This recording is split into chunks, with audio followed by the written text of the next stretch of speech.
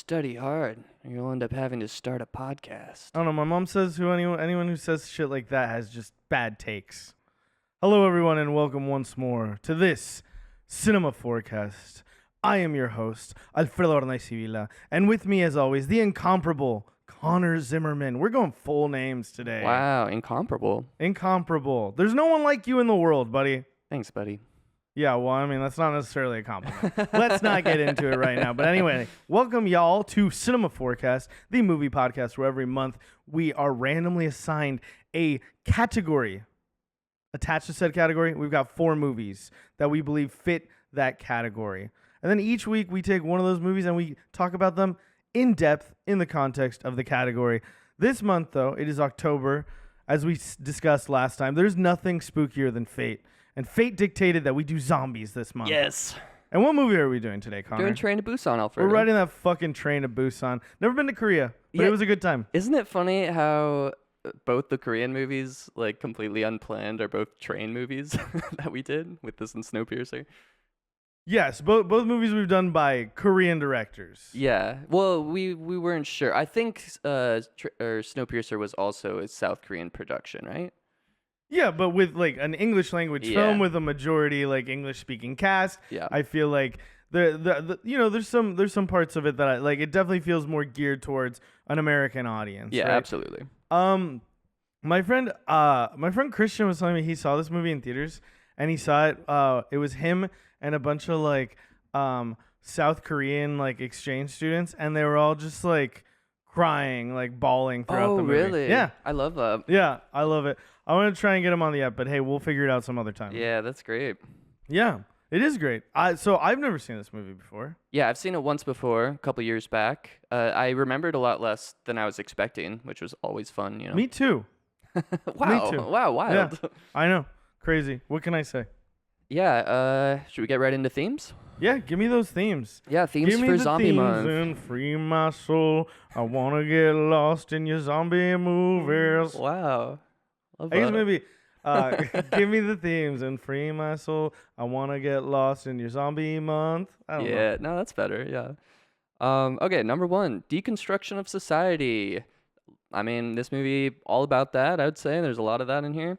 2, meditation on death. Definitely some of that. People just having to face their end in general. Well, I think this is actually a more salient point than you might think, because I think a divorce is a death of sorts. There's the ending of chapters, Yeah. and I think that this movie is kind of ultimately a way of like a little bit about facing that, like an ends of different chapters, like like this end of this chapter of civilization and society, you know? You're right. It's really about, divorce. Or of like marriage, or of like, or of like a parent-child relationship, or like, just a lot of like endings in this. Yeah, that's true. And then ultimately there is one, spoiler alert, at the very end, there's an ending. Wow. Number 3, the best and worst of humanity. I mean, that's all over this movie. That's kind of the name of the game. Yeah. Number 4, rebirth. Definitely some of that, especially with the main character. I mean, it's really a whole story about his becoming a better person, basically. Yeah, becoming a better father. I would agree for sure. Becoming just like a guy, just like a dude, like not a fucking douche, not a bloodsucker or not whatever he's asshole. called. Yeah. Super fun movie. It's a great wild time. It's such a like thriller action movie in this kind of zombie setting. Like there's definitely a lot of horror in there, but it's also kind of like, this dramatic, at times, dare I say, a little sappy, like, drama as well. Yeah, no, I think it is like the tone throughout I love, but it is like a balancing act. And there are times where it does go like almost to that level of like, oh my God, is this like too like corny or too sappy? But I would say works for me. Yeah, execution I really think well. Most of it, yes. I definitely have moments where I'm like, oh, it's a little much, or that just feels a little like off tone, or like doesn't quite fit here. But overall, yeah, I really enjoyed that balancing act. And I would say, not to just compare, but Probably like it reminded me a lot of Snowpiercer because of that aspect, because of that balancing act that both of these movies are doing between the drama, the action, the horror. Yeah, I Um, mean, and they're both movies about like moving up a train, you know? yeah, and I think this does it better than Snowpiercer for me. I had a lot of tonal problems with Snowpiercer, even though I enjoyed that movie as well. I also think like geographically, like the like conception of the train, it's like so clear, like, and it just feels Yeah, like so like the plan is so salient. Like the yeah, well, not the plan necessarily, but just the way they move yeah. throughout. I was Like thinking about that too. it Yeah. just makes so much sense, and I love like I think you have to give a lot of credit to like the way that it's shot in that regard. Hmm. Yeah, I mean, right off the bat, let's say this is directed by Yong Sang Ho, written by Park Ju Suk and Yong Sang Ho.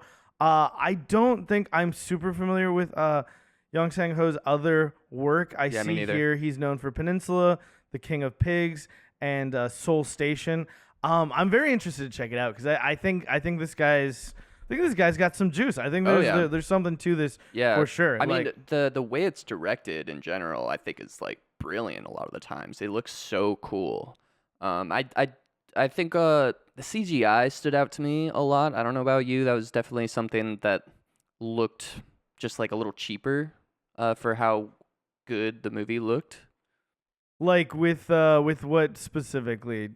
Just there's moments like early on the deer getting up like that was pretty like standout CGI to me. There's moments where there's like these kind of waves of zombies that was very CGI looking. Every time glass broke was very CGI looking. Yeah, I think that the reason it like wasn't alarming for me is like the way that it was color corrected and like sort of like the like look in general, like, and the saturation of all the colors like felt like very sort of like embracing of like this like more like modern like high definition digital. So like I knew that the deer rising up obviously wasn't a practical thing. Like you said, the hordes of zombies and some of those like bigger like destructive like moments like Yeah. with like zombies like bursting through things.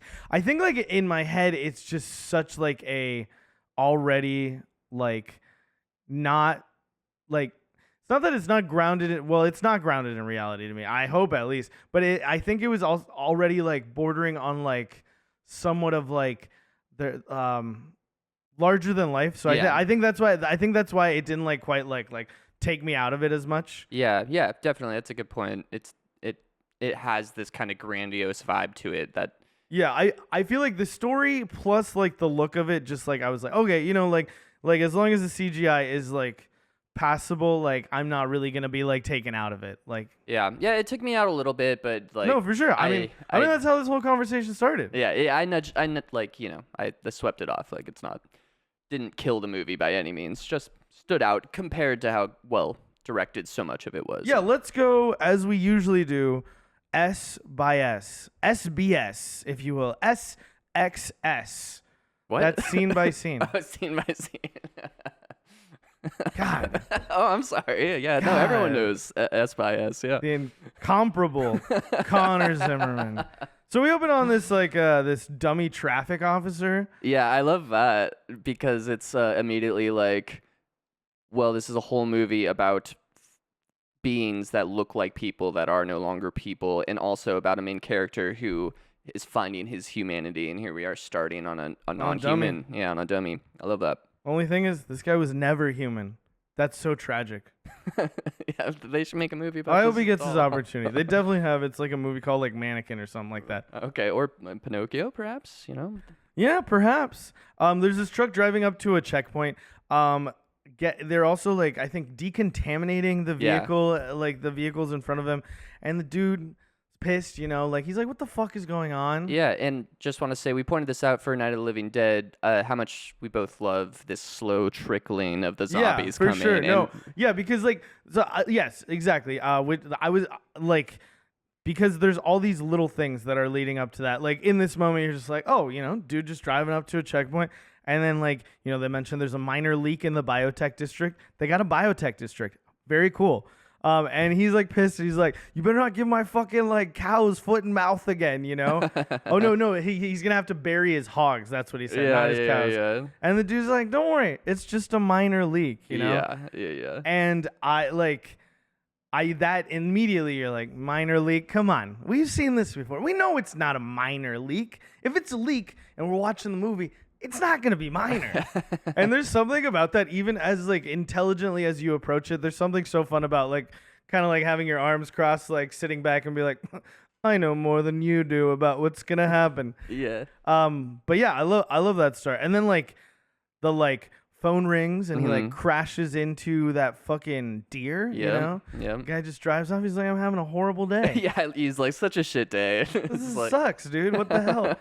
And then I love the way that the camera focus leaves him and we're like on the deer and it just like twitches back to fucking life with no pupils, you know? Yeah, like I said, it immediately stood out to me, the CGI here. This was one of the worst examples to me in the movie, and I kind of feel like they shouldn't have had it stand up all the way, just like do something that like shows it kind of coming back a little bit, because it's really the like where the CGI really stood out is like trying to animate its like the crazy movements of a zombie deer body getting up and stuff, and I feel like they could have just scaled that back and had the same effect.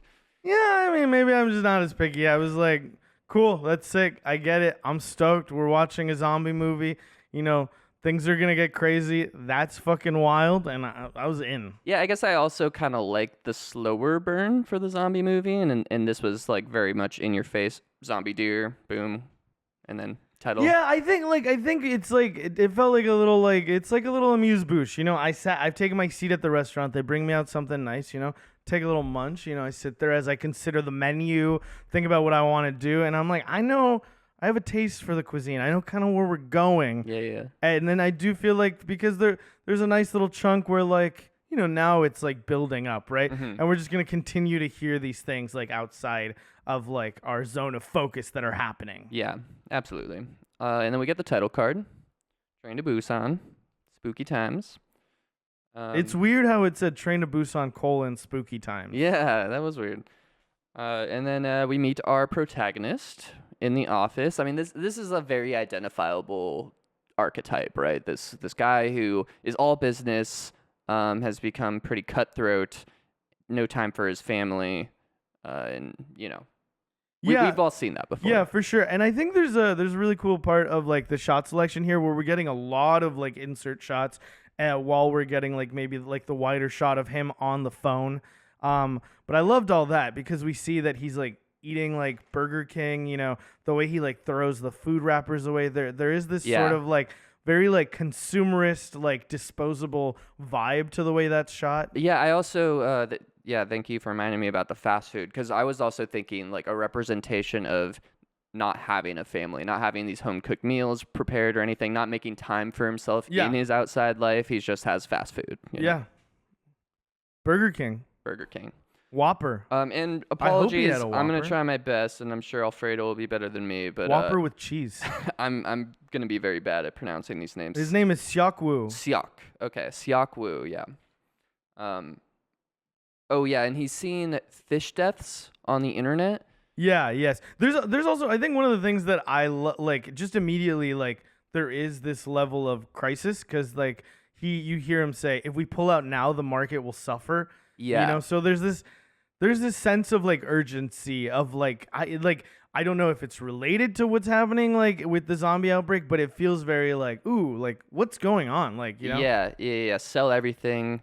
And I love how the dialogue is extremely like sharp, I think, and the way he just starts like laying into him, and he's like, what does he say? Do you work for the lemmings or whatever? Like, just very funny. And okay, that's after he gets off the phone. One of his coworkers comes in and is talking to him, and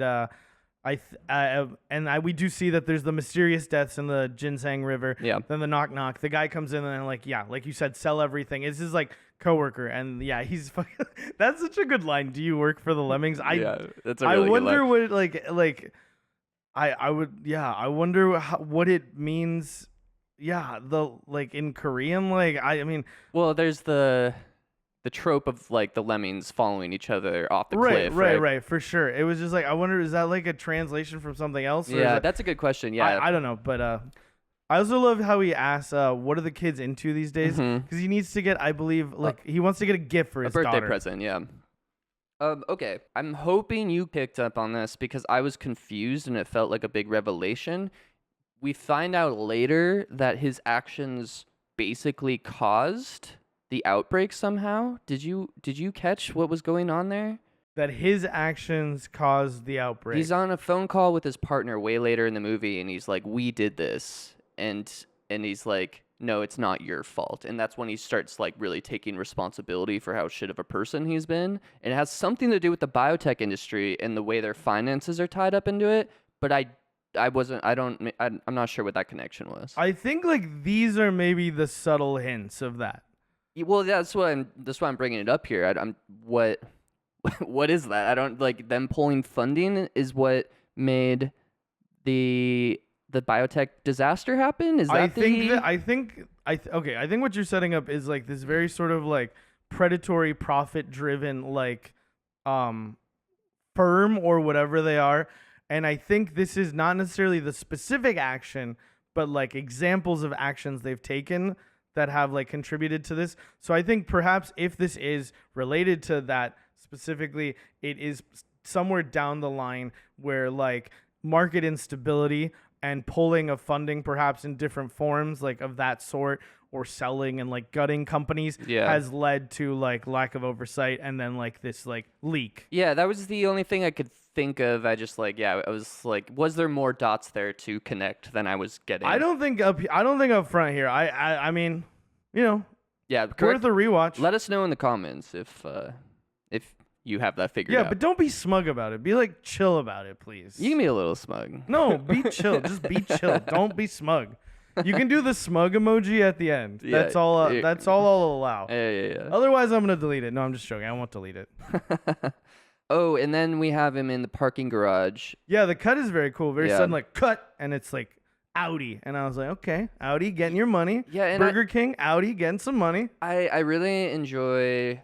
This is such a weird thing to like pick up on, but like there's a lot of camera being like further away from the characters, so you get these kind of wide shots of the environment, and I feel like the lighting and the coloring just really adds this kind of atmospheric, immersive vibe to the movie. It also feels like it gives you a like sense of scale and of like isolation. Yeah, a bit like the as like society's like sort of crumbling.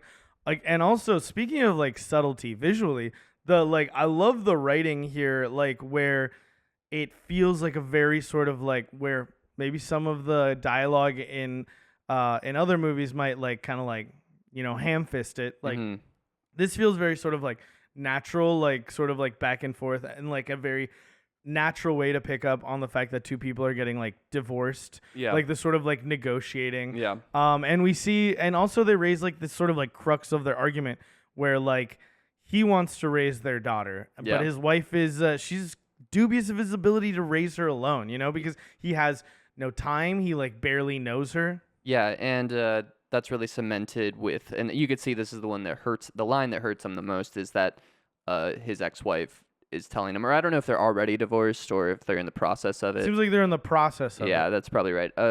And separated. Right. But she says that the daughter, I believe she says, called her and says she wants to go alone. Like she's asking to go back to her mother, and that's what really stings, because he understands his wife wanting the daughter and not believing in him and blah blah blah. Yeah. But his daughter not wanting to be with him, that does hurt him. Yeah. She's like she said she can ride the train alone. You don't need to take her. Yeah.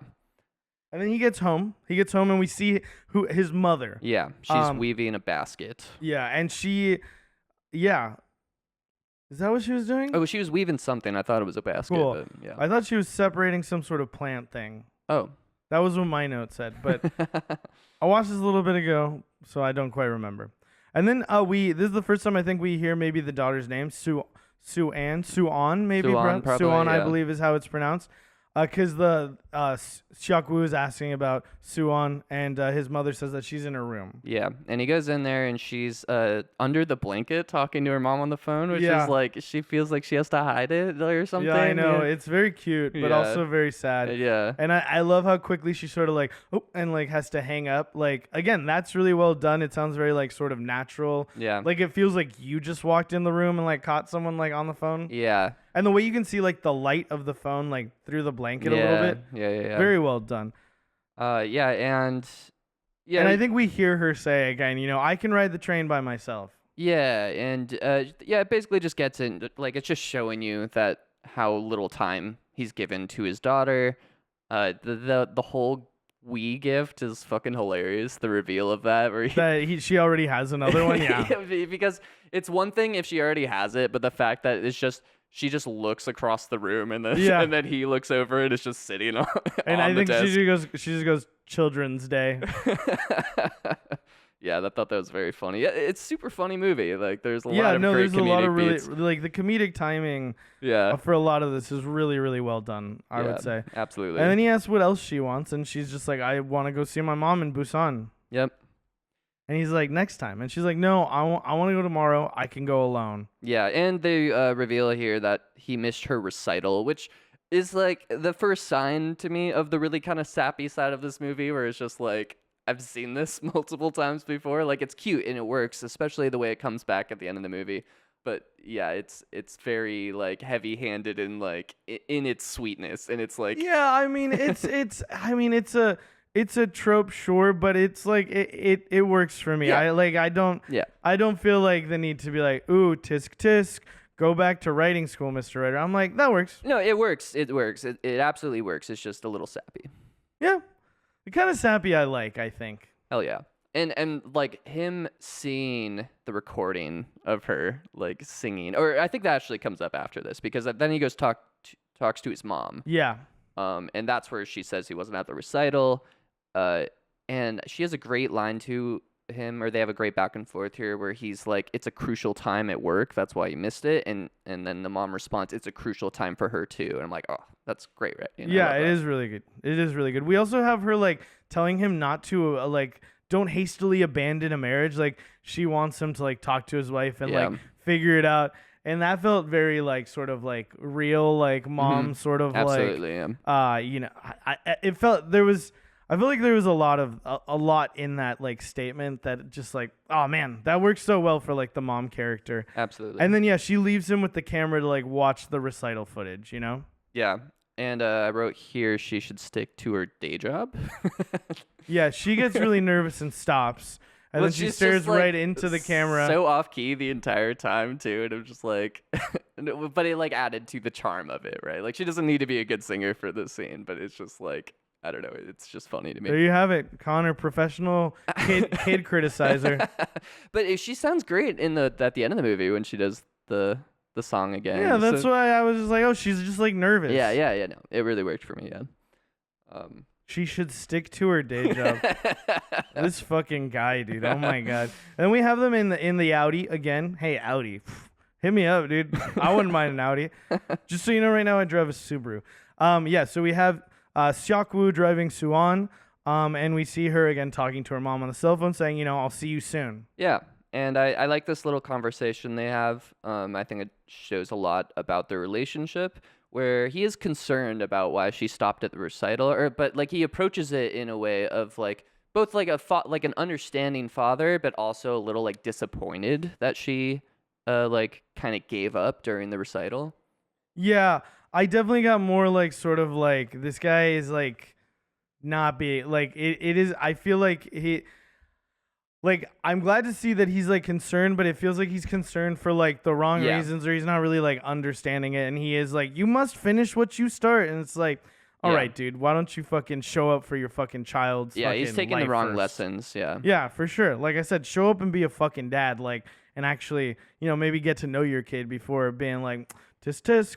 yeah, absolutely. But I think it's also like this like power sort of thing, or just like feeling of like control of like, I am a parent, so I'm going to say what I think parents say. yeah. Well, it's all about his work ethic, right? I mean, he's saying like, Yeah. like I got to where I am because I don't quit. I work hard, and like doesn't want to see his daughter quitting. Yeah. Yeah. But she's a fucking quitter. She should stick to her day job. Stick to her day job.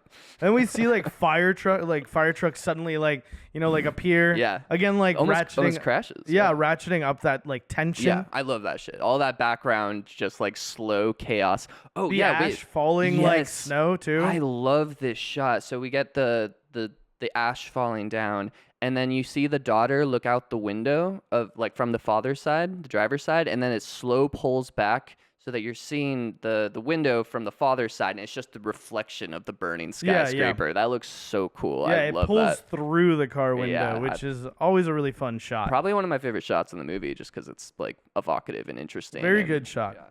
And a perfect use of CGI, right? Skyscraper burning, but through the reflection of a window. Yeah, it looks really good. Yeah. We get to the train station. People are getting seated onto this titular train to Busan. Yeah, we this whole part, it reminded me of when we did Murder on the Orient Express, where they're throwing so many characters at you at once, and I'm trying to take so many notes. I'm holy shit, there's a lot of people. But yeah, they set up a bunch of little characters here. I believe it's the first woman who dies. He tells her to fix her scarf. The conductor, or not the conductor, one of the. Well, we have the conductor arriving, who's a major character. It will be a character later. Then there are the two attendants, one telling the other to fix their scarf. Mm-hmm. Also, the attendant pops out of the bathroom, and I do feel like that sets up another good geography place because the bathrooms will be very important. For sure. Then we see the sports team is on the train. They're a baseball team. Yeah. And then there's the cheerleader comes on. Yeah. There seems to be this weird tense relationship between her and this one specific guy, and they're the two who end up making it the longest out of the baseball team. Yeah, something I really picked up on this time, I didn't on my first watch, is just all the setup of kind of these cautionary tales.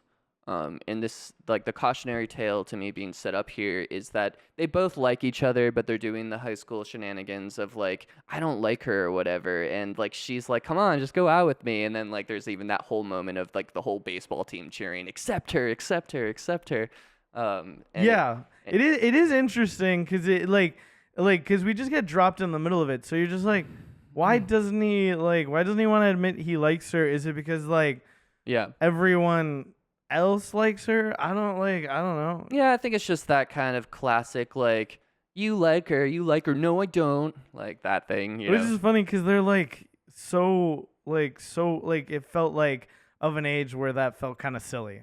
Yeah, I mean, I saw this stuff in high school, I think, too. Just people who are, embarrassed about, their feelings for people and stuff. Yeah, well, okay, see, I think what it is that there was this, depth to the way that he, to his, looks, mm-hmm. Sort of, away and, leave me alone, and I'm just I don't know, it just felt I don't know. Yeah, well, he tells her to sit somewhere else when she sits next to him, and he's pretending to listen to music, and he's not listening to anything. Yeah, no, I don't know. There was, I guess I felt they felt a little bit older than that too, and I'm sure the actors probably were in their 20s as well. And it could have to do with South Korean culture too. Yeah, absolutely. Yeah, I figured it was something like that as well.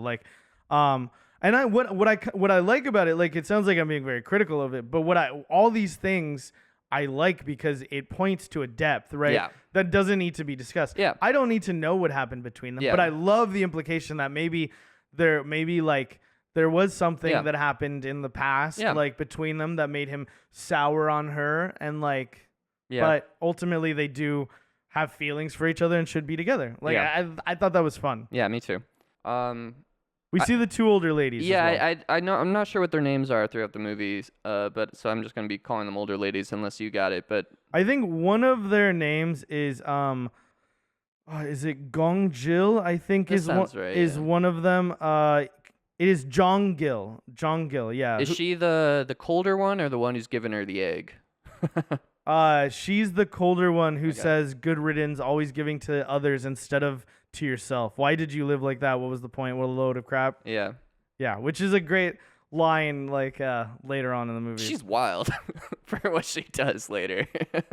But yeah, there's just I like all these little moments, and I like this lady, this representation. Like I said, one of our themes is the best and worst of humanity. It's one of my favorite things in zombie movies, and you kind of see both of them with just these two older ladies alone, right? Like one of them is colder, more selfish. The other is just like doing everything she can to help everyone around her, and the other one kind of resents that, but also respects it. Like it's good stuff.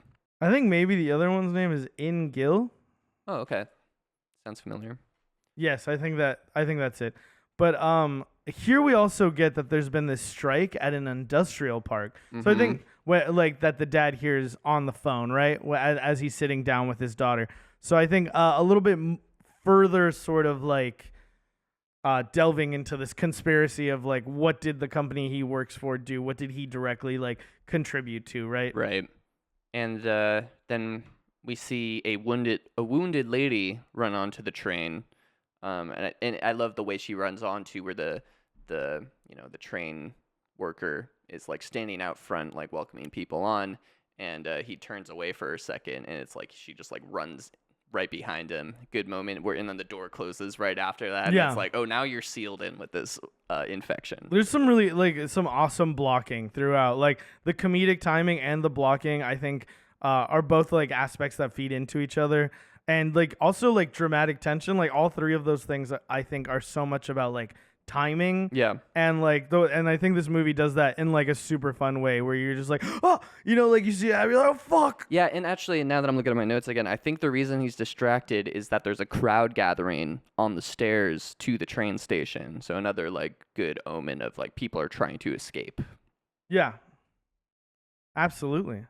And the train leaves and the dad's sleeping, but the daughter Suan, like sees like there's a quick little flash of like maybe a zombie running by. I forget exactly what it was. It's like out of focus, Yeah. like behind her, because you're like looking at her and you see like the window Yeah. next to her, and like it's out of focus. You see like someone is getting jumped on by like another person, Yeah. probably a zombie. Yeah. I would assume if they're not a zombie, then having a good time.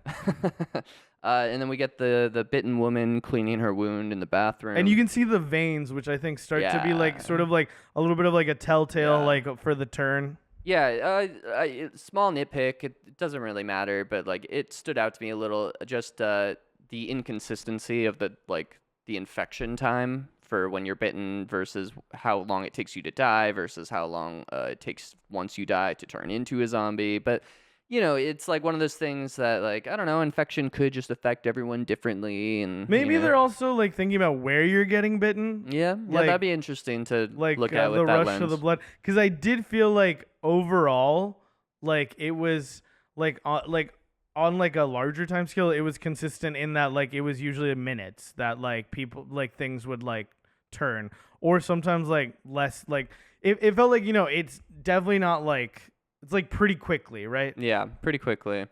Yeah, it was like one that really stood out to me is when the teen love interest, when she gets bitten on the leg and then she just like dies 30 seconds later, like, and then immediately turns into a zombie. I was like, oh, that was much faster than everything else happening. Like it felt very much like we have to have these infections happen in the ways that move the plot along in the best way versus like some consistent kind of thing. For sure. I think like if you were to watch it again and like write down all the turn times, Yeah. I feel like the range would feel like okay though. Like Yeah. to me, like it's like for the most part, like all of the averages like are like kind of like clustered in a way that I think I'm like, okay, I understand roughly how the mechanic works. I don't feel like betrayed. Yeah. Because I feel like there have been times, maybe even in movies we've watched, where like, okay, I get how this works, Yeah. I think maybe even with fucking the pod people, we're like, okay, and then you're like, no, wait, what the fuck? No, this is good. Like, and I think I see your qualm with it, with that like that inconsistency, but at least it's not getting to the level where I'm like, hey, wait a minute, like, Yeah. Never. Well, okay. It took me out of it in the final time, or when they're facing the big bad businessman at the end, and his transformation is so much different than everyone else's, and I was just like, that was probably one of the moments that stood out to me the most as feeling a little wonky, but it's fine. It's all the fine. capitalism rotting his blood, Yeah. He was a zombie to begin with. Yeah, that's right. He didn't even have to change much. He was eating people's brains. Yep. As in their livelihood. I like this little bait and switch here. The people want to get into the bathroom, so they have the attendant check on the bathroom, and all we've seen is the bitten woman in the bathroom, so you assume it's her. And you're like, oh no, here it comes, and then it's like a dude, mumbling Well, to because they himself also in say there. someone weird went into the bathroom. Right. And it is a guy who seems to be like kind of traumatized by having seen maybe someone like, yeah, I mean, he's freaking out saying they're all dead, you know? Yeah, he survived some extremely fucked up stuff. I just called him Crazy Man throughout the movie. Do we get his name? I don't know. His name is Homeless Man in the script. Oh, okay. I wasn't sure if he was Choi homeless. Gui Hua, played by Choi Gui Hua. Gotcha. I like his character. Yeah, no, he's a cool character. I like how he comes up like at the different points, you know, later on when they get off the station, everything, you know, all that shit. Very cool. He has good stuff because he's a wild card in a lot of ways, where he's mysterious, but he seems to have kind of good intentions, and he's sharper than you expect. But also like unstable Yeah, and unstable, like yeah. deep, like seems to have like been like maybe in shock or like kind of traumatized by this experience. Yeah, he in a way he's like a much more competent Barbara, like where he's just kind of like in a kind of catatonic state, but from Night of the Living Dead, but is like still very competent. Yeah, for sure. No, totally agree. And like they want to check his ticket, and he's still going, everyone's dead, you know. And that's where fucking Seok Woo says the thing, you know, if you don't study, you'll end up like him. That wasn't Siak Woo. That was the businessman. Yeah, It's Sang Hwa. Sang Hwa was his name. Yeah, this guy sucks. I love that how quickly they set him up as this just mustache twirling horrible person. Oh well, then maybe I'm wrong. Then because I'm talking about the husband to the pregnant wife. Yeah, it's the business guy. No, that's not Sang Hwa. Sang Hwa. Oh, I'm sorry. Yes, you were okay. I was mixing up what you meant. Sang Hwa is the husband of the pregnant woman. Yes. Gotcha. Yeah, I thought you meant that was gotcha. Yeah. So who's the guy who says the thing? It's the main bad guy, main corporate evil man. Okay. Yes. Okay. And yeah, I love the daughter's response. Yeah, study hard or so you don't end up like him. Mom says anyone who says that is a bad person. Good line. And I think something that was really refreshing actually is how smart Suan is. Like how much character she has. Like I feel like it's very easy to make this character kind of just be a whatever, just like a stand-in for a sweet innocent girl that you want to protect. But she has a lot of personality and like and she's smart and she's like very mature, which is cool. I love Suan. I think she's an awesome, like I think the actor does a great job with the role, and I think like well written, like it gets a good amount of stuff to do. Like felt like someone who like, you know, like a kid actor who you're like happy to like watch do their thing, you know? Right. But yeah, very cool. I liked her a lot. And then I think we see the infected lady leave the bathroom and she like falls over. Yeah, like, she falls onto the ground. Basically dying. And then we see Suan is trying to make her way to another bathroom. Like good tension here. Yeah, because of what's going on with like the dude in the bathroom. So she like goes to knock on a door. And this is where Sang Hwa is introduced because he's also waiting for the bathroom. Yes. And he tells her there's two people pissing. It's going to take a while, so you probably want to go use the other bathroom. This guy is such a good character. I love him. I like him a lot. Yeah, I like him a lot. I think he's awesome. He's funny, but he's also like got a lot of heart, you know? Yeah, and then he turns out to be just like this ripped badass too. Yeah, I do love the way that he's just like, fuck it, you know, just like I'm gonna take him on. So good, bare dude. fisting zombies. Yeah, it was fucking sick as fuck, dude. It was so good. And then Suan is goes into another bathroom, and we see the lady like convulsing on the floor. Yeah. As the attendant finds her. Yep. And then Seok Woo gets a business call. It's more serious than they thought. It's not just a strike. Yeah, and I like that he is kind of getting all this outsider information because of his power in society and like insider information, and that's outsider of the train, insider of the industry. Exactly. And I like how that like affects the plot a lot. Like there's a lot of moments where that influences what's happening in a good, interesting way. Yeah, for sure. And while he's on this call, you see the passengers, like the old ladies, are like watching the news, and you're seeing the riots happening and stuff. Yeah, nationwide riots. Yeah. And then the attendant gets attacked, and this is really where, like, the whole movie just, you know, floors the pedal. I just want to say there is a line where they're saying like the older ladies are talking. They're like, violence, that's terrible. And then one of them says, people will riot over anything. Back in the day, they would get re-educated. And the other one says, you mustn't say that. And then it like pans to like the businessman on the train. And then we get the lady, rising as a zombie, and the attendant fucking freaked out, Yeah, I just love the escalation here where it's like, okay, attendant gets attacked, then runs through the corridor on top of her, like she's like walking through the corridor with the zombie on her back, and everyone's like, what the fuck? I think that's such a good introduction to the horror of the train. That's so fucking weird. And then the whole fight with the baseball team, and like just the chaos of it all, like, again, it just explodes with the geography as well, because you see the attendant on the radio running down the train past Suan. Yeah. And so we get, again, like the sense of like, so like, because before we've been playing with the tension of like, oh, is Suan gonna walk towards where the zombie is? And then like it is like it's like, oh no, she's safe for right now. The trouble is actually like that way. And I love all of that sort of like, especially again using the train as a like setting for like a film to its like maximum sort of use of like, you can either go this way or that way on it, like, and so trouble is that way. Yeah. And I think this is where it really stood out to me for the first time, the inconsistencies of the infection, because you just showed us this woman who like was bitten, ran onto the train, tried to clean the wound, and then dies, and then turns into a zombie. And then right here, when the zombies, it's just immediate. Everyone starts getting turned into a zombie. Yeah. It's just like boom, boom, boom, boom, boom. We have like 30 zombies. Yeah. This is when Seok-woo is looking for his daughter because he wakes up from his nap and she's gone, and sees the zombie attack. And I love just the way he just like runs, grabs her, starts sprinting past just as all this chaos is going on. It's really good. Before that, I do want to say that with the stuff of all the zombies turning, we're in the car where the sports team is as well. Yeah. And there is like they also are calling the conductor to let them know that like violence has broken out. Yeah.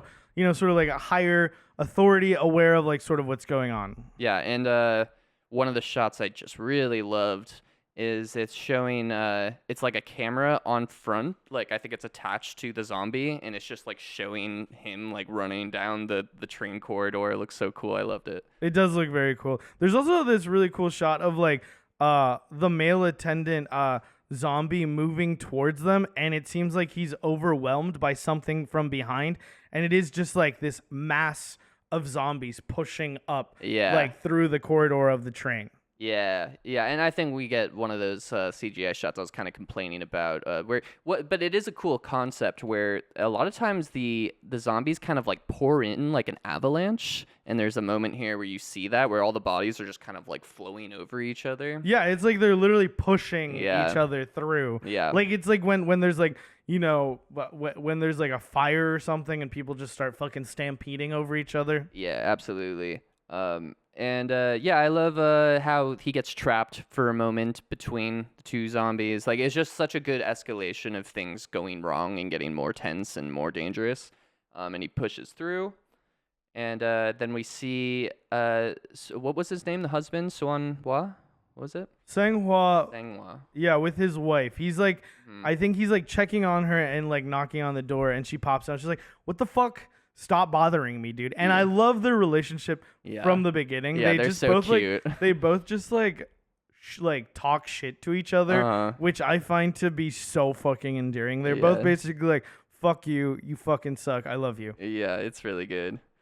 Because at first I was like, I couldn't really remember like what was gonna happen with these characters, and I'm like, is he an asshole? Like, am I not supposed to like him? And it's just like, no, he is an asshole. Yeah. But yeah, you're supposed to like him. But yeah, it's a very playful kind of asshole. Yeah, it's good. It's also like, I think in this moment, like he's like as they're like talking to each other, a lady busts in and is like having her neck bitten at, and like the wife is like saying, well, help her, and then like I think we see suddenly like Suan and Seok-woo like behind the people who just like fell over. Yeah. Which is also a very fun sort of like reveal. Yeah. And they get into the cart that a lot of the movie will take place in. That's kind of their home base. And this is a super important I labeled it uninfected car Yeah. in my note. Good call. And super big character moment for Siak Woo, where he sees Sang-hwa and his wife trying to run up, and he shuts the door on them as like the zombies are Yeah, coming he wants after to him. leave them. Yeah, But Soo-won is like, wait, I know them. Yeah, and he doesn't really let them in. no, they kind of force their way in. He's just like mostly kind of in shock, and they just get like, because Sang-hwa is like a fucking badass, and just pushes his way fucking in, you know? Yeah. Good stuff. And they're trying to lock the door, you know, and Sang-hwa is like, how do I lock it? He doesn't know how to work it. But they do. I think they do some sort of like sick shit where they like I can't remember how they like. I think Siak Woo, what he notices is that he's holding the door closed, but he's not holding it in a way that would actually stop the door from opening if you pulled on the handle. And he's like, oh, they don't know how to get in here. They don't know how to use the handle, so you could just let go. Which compared to Night of the Living Dead, I love this more. Yeah. Animalistic sort of like take on like the zombie, and the way that they like exploit it throughout, and it just makes for cool like sort of like problem solving like throughout the movie. Absolutely. And that's for the most part that felt pretty consistent, like their like level of intelligence and how like they like operated, you know? Yeah, I was a little confused with the whole when it goes dark they kind of like completely lose everything, but I guess it's just all they're just completely sight based, I guess is what they're because they're hearing based too. I don't know. That was like, I'm not sure where the lore fits in there, but they're interesting. Like a little different than the normal zombie. Yeah, I guess it's like their sensitivity to light is like much lower than ours, like so they need like a lot more light to be able to see. Yeah. I love did you catch the wife's name of Sang-hwa?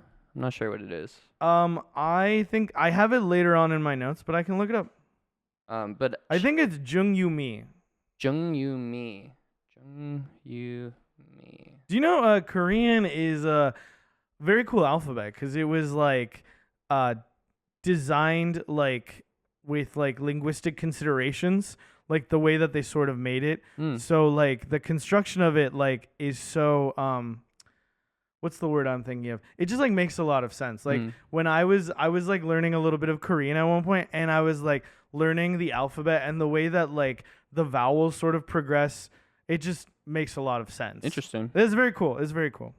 Yeah, it's a cool sounding language. I think it did like I think their alphabet was like designed in like the like 15th century or something like that. Very interesting. That is interesting. I love how quick Jung Yumi is here. Just a very clever idea where she's that's the actor's name. Oh. Her name is Seong Kyung, I think is her name. Song Kyung. Okay, that sounds more familiar. Song Kyung. I love that they're all looking at the zombies and they're all horrified, and she very quickly and wittily thinks to grab some water and some newspaper, and she like plasters it over the door. Yeah, that was really cool. I love that. Yeah, and it just looks great, and it's smart and it's fun. Yeah, very very smart. Yeah. And we do have Sang-hwa pissed at like Siak-woo, and it felt like a little bit of like a Harry Ben moment. Yeah, you know? Yeah, I was thinking that too. Immediately, the tensions are rising. People, this is a life or death situation now, and you locked us out of this room, and who the fuck do you think you are? Yeah. Yeah, and he does have like the quote about like like I think is this the moment where he says like I saved your fucking kid or some shit like that, and like this is how like you repay me or some shit. I can't remember the exact words, but yeah, he demands an apology. Yeah. It gets cooled down. No, I think this is later on because like then his like phone rings like. Oh. Yeah, later. And he asks him why his ringtone is so tacky, that's which later, is really fucking funny. But I do like that in this movie. This is the kind of movie where I want the Harry Ben relationship to last long enough that we get like a little bit of like a like they become like buddies. They work together. Yeah, it's really. I mean, he's kind of the spark that changes Siak-woo because he sees like what it means to be a real man. Yeah, I love how he tells him, "I'm gonna feed you to them," which is again a very like Ben to Harry thing. Right out of Night of the Living Dead for sure. The conductor says we're stopping in Cheona, I believe was the name. Cheonan. Cheonan. Yeah. So they're no longer going to Busan. At least that's the plan. And the businessman is not happy about this. No. He's not. He's not happy most of the He movie. has like a talk back wall situation. Mm-hmm. And he's like, do you even know what the fuck is going on, you know? And the guy on the other end is like, yeah, this is an order from the command center, you know? Yeah. And then I think we get. Oh, this part's really sad. Um, I think this is when Seok-woo's mom calls him Yes. and is dying. Yeah, she asks if they're on their way. Yeah. And she's breathing very heavily. Like I think she says it's loud, and she says everyone is fighting. And I think Seok-woo is like, why are you breathing like that? And yeah, it seems like he's listening to his mother turn. And it was oh man. It was fuck. Is Granny okay? Yeah, I know. And there's the weird fucking coughing sounds. God, dude. Yeah, that part's really sad.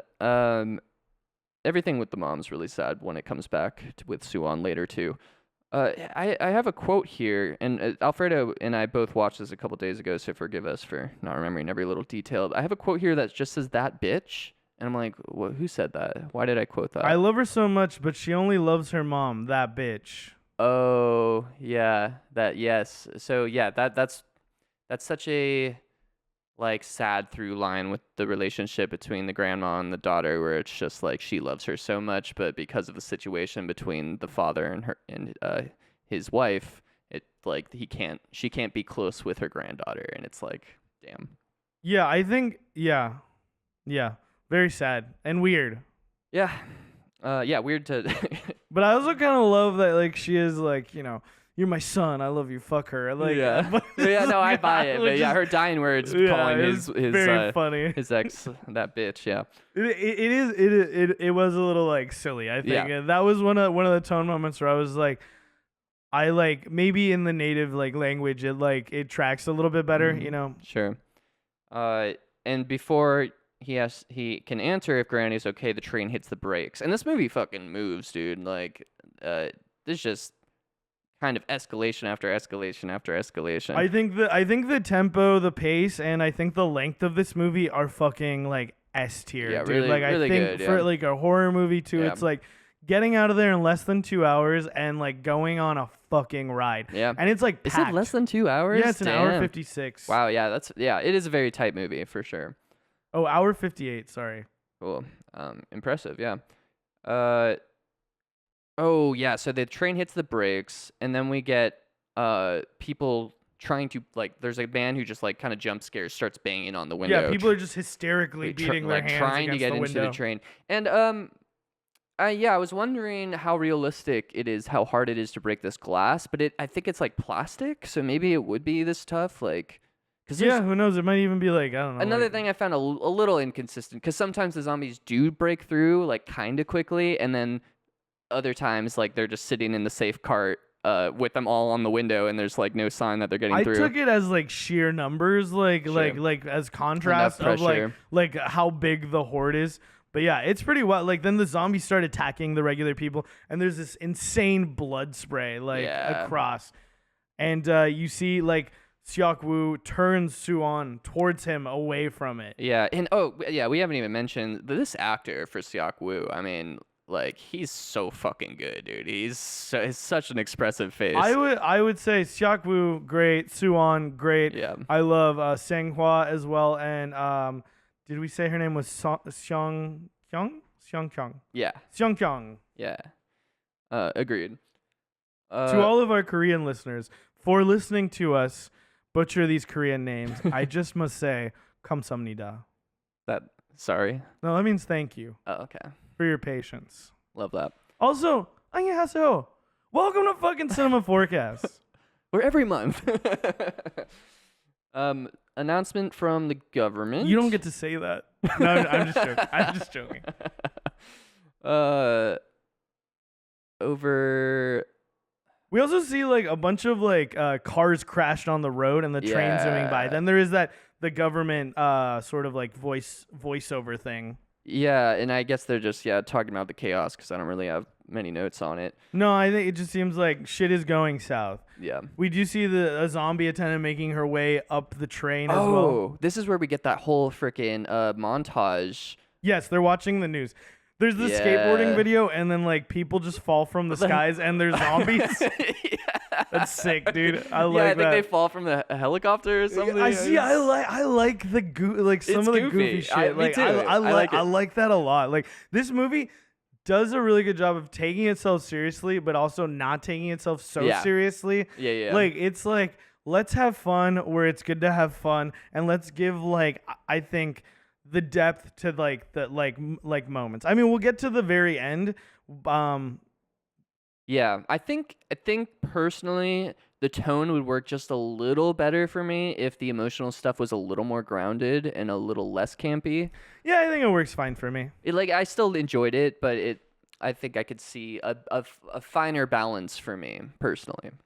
Yeah, I feel like that's a pretty. I think this level of execution shows a level of like craftsmanship. Yeah. Like I think getting to that level is like masterpiece like level writing. Yeah. Like if like what you're talking about, I think that's that's one of like the greatest movies you've ever seen if you're able to pull that off.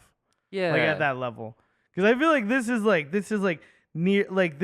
the top of like what I would kind of like expect. I don't know if that makes sense. Like sure. I mean, I guess I'm trying to think. We've like Weapons we watched recently. I think had that tone balancing a little bit better for me.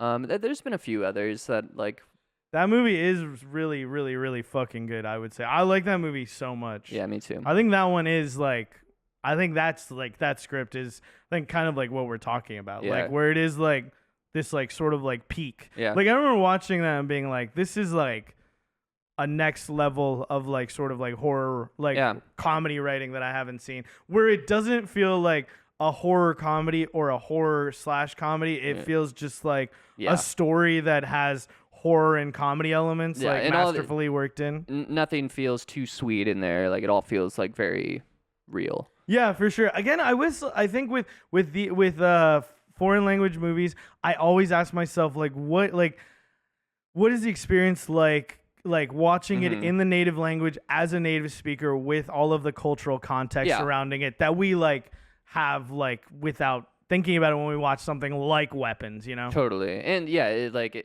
cultural context, not just for like what their culture's like, but also the inspirations for these movies. Yeah, and I mean stuff, like you know? tone is different like across like I'm sure Connor's watched a lot of anime. I've watched some anime. I think probably a lot of listeners are familiar with that sort of like difference in tone that like I think even maybe some detractors of anime will point to and be like, I can't get down with this. You know, a lot of people hate that. Yeah, they find it very jarring. And those people, they just need to give it time, I think. Well, for me, when people say they don't like anime, I feel like it's just like saying I don't like rock music. Like it's like you've heard enough of every single like type of rock music to you make met people who say they don't like rock music. Yeah, I mean, there's people. My point just being like, I don't like this entire genre, and it's like, or I don't like manga. I don't like jazz. People say that a lot. Sure, and it's like, which can I just say, it's a great American art form. Listen to some fucking Charles Mingus, dude. My point being is that like, it's just a medium to express, and no, I know it. Like a sweeping statement like that is like it. To me, it points to a sort. Sometimes it just feels like people say that shit, and they love to have like these sweeping statements to be like, yeah. This is me. I got these quirky tastes. I can't get behind that. I'm like that. I mean, like I don't know. I get that you don't want to like. You don't have to like work and try, but I'm sure if you actually cared, you could find something you like within this. Yeah, even with like a smaller scope, like the Beatles. When people say they don't like the Beatles, I'm like, I'm sure there's like one song in their discography that you would be into. Yeah, because they're just so diverse. You know? Hey.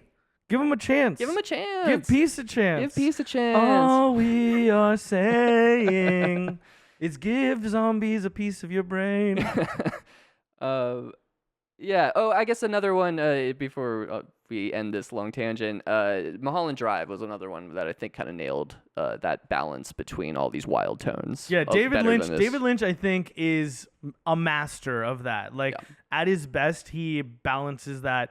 Like on a knife's edge, you know, and he does it so fucking well. Yeah, so when I say like this, the tone I think could be a little more on point for me. That's kind of like I'm comparing it to the best, but I think this is great. Like it's still very, very good. Yeah, and no, impressive. I mean, I guess what I was trying to say when I said that is like, I get what you mean, but like it's like reminds me of my mom when she would do like when she'd be like, "Oh, I only got a B on my assignment," and I'd be like, "Mom, what the fuck? Like that's great. Yeah, Like it's a you good did a really score. good job." Yeah. Or even like I only got an A minus. It's like, okay, you might have gotten like a 95, but like you might have not gotten 100, but you got a 95. That's Yeah. fucking really good. Yeah. This movie is really good. Like if I could write a script executing the tone like this, I would be proud of myself. Oh yeah, absolutely. Yeah. Even though I've said before that I think proud is a weird word, but I would be happy with it, I guess, to be more consistent.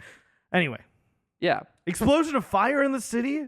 It's showing. Oh yeah, no, I love this. The government's saying, to the best of our knowledge, you are not in jeopardy, and they're saying that over like a shot of the city just like Yeah. on fire. It's like stay in the safety of your own homes. Yeah. And I love how in this movie we know zombies, like because the word zombie is Yeah. trending. Yeah, Like yeah, I thought in that like was so Google searches. goofy, but fun, yeah. I thought it was silly, but it like a good kind of silly. Yeah, I'm always wondering that in zombie movies, and I like that they just Well, address I it like- here. it's Yeah. just like- is like- this part of the pop culture? Because that would be so much weirder if it is versus if it's just, just like an insert, a shot of just like a phone, which I thought was really good. just like someone reading The Walking Dead or something, you know? I love it. And there's also like a POV video, people like in a car and people getting attacked in the streets. Utter chaos, you know? Yeah. Utter chaos. Very fun.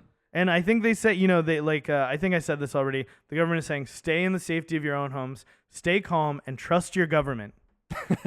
Always trust your government. Always trust your government.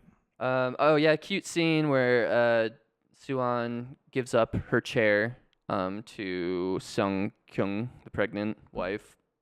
And yeah, kind of just like really reinforcing these themes. And then like Seok Woo says to her, like, you didn't have to do that.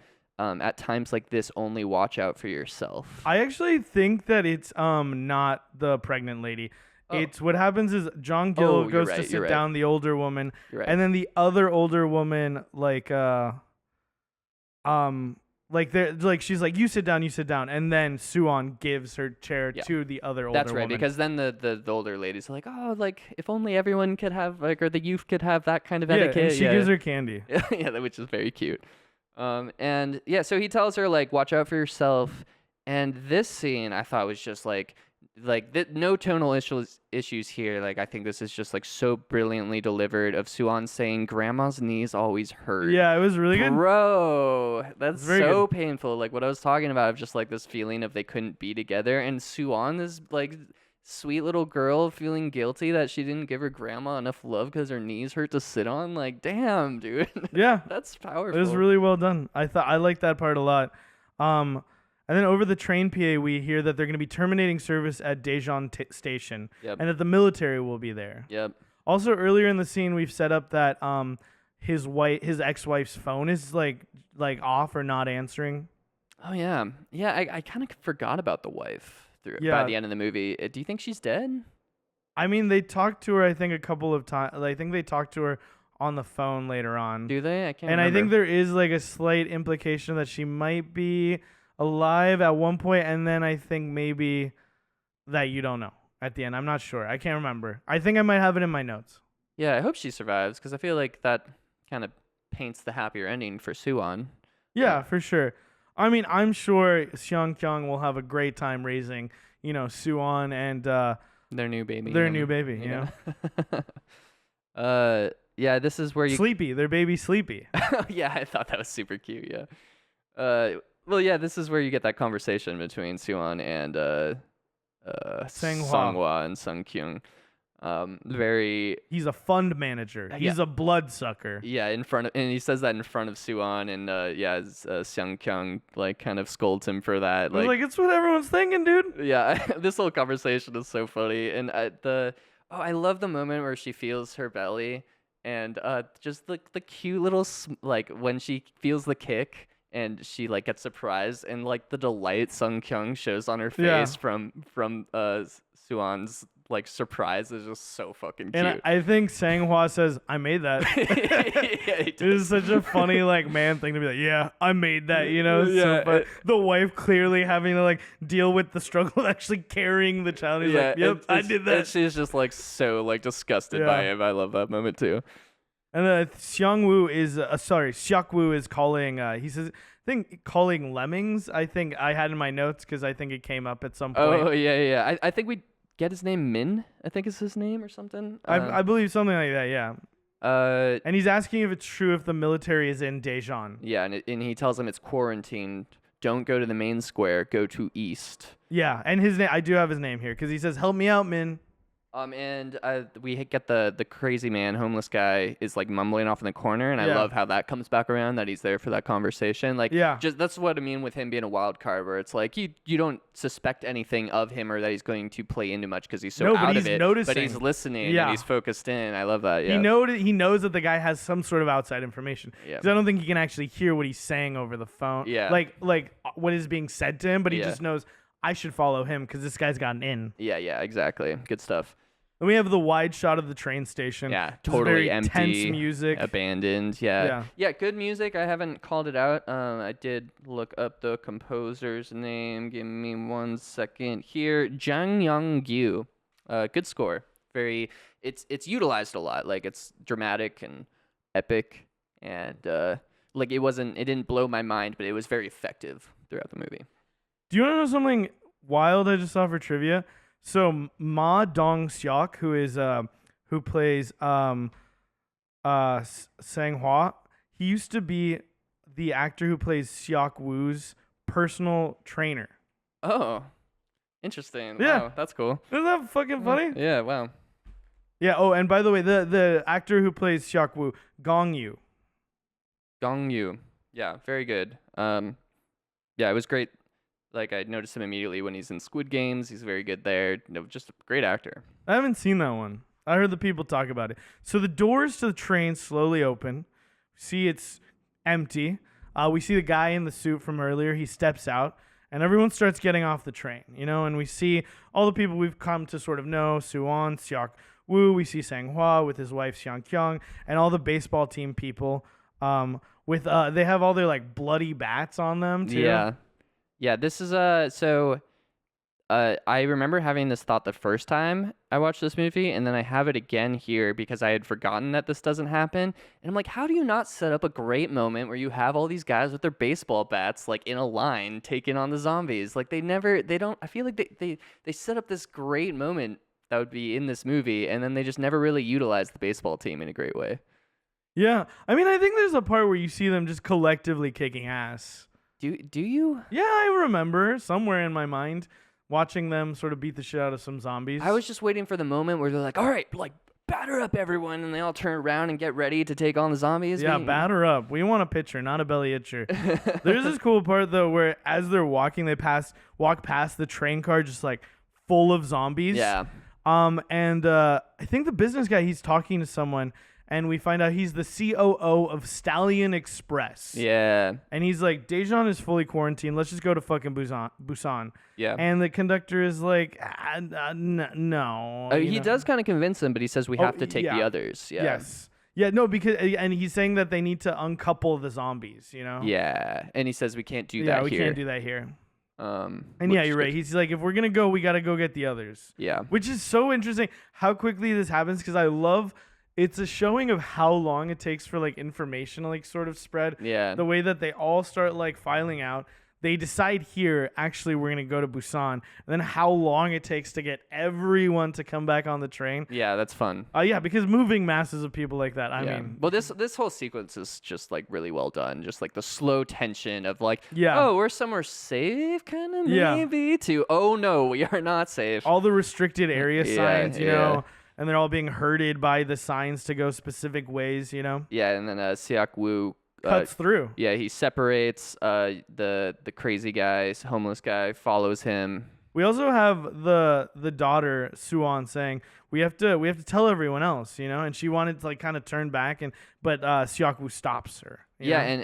and that's when she says you only care about yourself. That's why mommy left. Yeah, Gut you punch. fucking piece of shit. Yeah, I mean, And then I love I think we have the guy say even like I heard you on the phone. yeah. And that's when we see the fucking dude in the military garb turns the corner towards them, you know? Yeah, it starts like kind of wandering. I was like, oh, that's a zombie. And it's like, oh no, he's still alive. Yeah. He's just really badly wounded.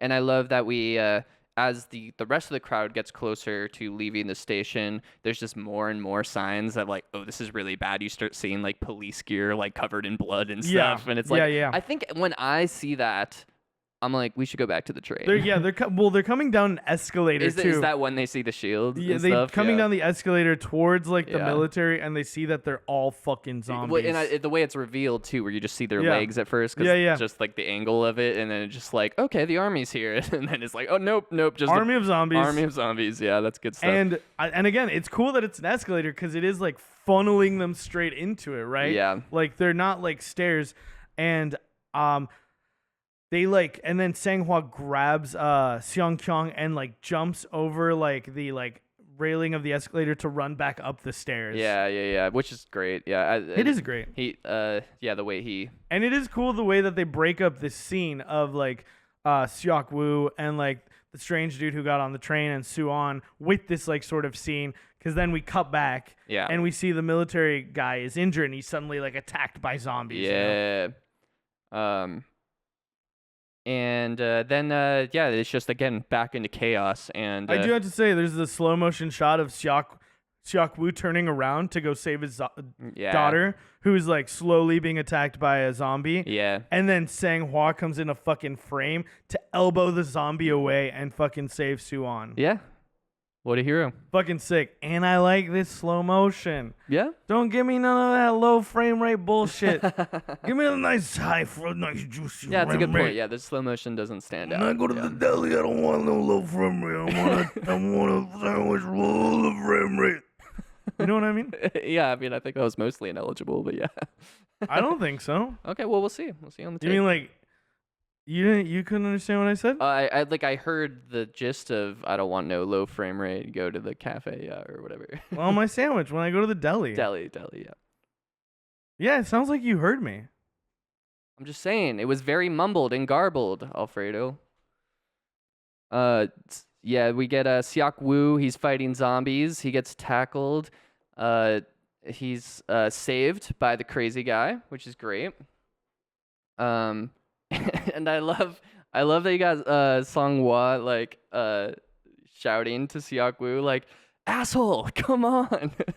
And it's just like a great moment solidifying their relationship of just like and says so much about Seong Hwa's character, where it's like, yeah, you tried to lock him out. I was wondering if that was going to come back. Is he going to have a moment where he locks him out or something and it like comes back full circle? But he's like, no, I'm trying to save you. He's a good guy. He's a good guy. He's trying to save you, even if he thinks you're a blood-sucking asshole. And yeah, they're trying to lock the door. They can't. They're holding this like huge glass door against the zombies. And I think people are running onto the train, and the zombies are let out of the train. Is that what happens, or do they bust through? They're running for a train car, for an open train car, and I think there's zombies inside, and people start getting attacked. And then we see the conductor and baseball team are encouraging people to like get back onto the train. But the businessman is insisting that they leave, like we need to leave like now. But they're like, no, there are more people. Yeah. And we have soldier zombies bursting out of the windows, dropping onto the trains. Very cool. Yeah, I love it. Yeah, and the way they're just like pouring out the window, it's good stuff. We see the two older ladies who are saved as well by Sang's wife and Suan, and then there's I think two train attendants as well. Yeah, and the crazy guy like barely gets it. I feel like the whole movie is people just like barely making it. Yeah. When they do make it, which is classic tension stuff.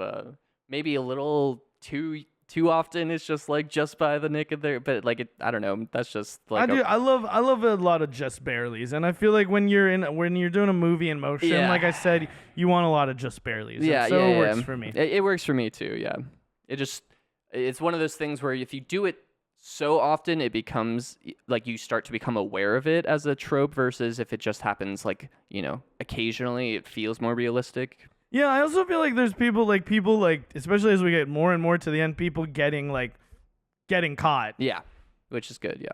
So I think it's almost like setting up, oh, just barely, just barely. Oh, they're going to make it. And then like when you're like used to it enough that you're like, oh, they'll probably make it. It's like, nope, that That's a good person point. you like just got turned into a fucking zombie. Yeah, setting up the trope to subvert it. Yeah.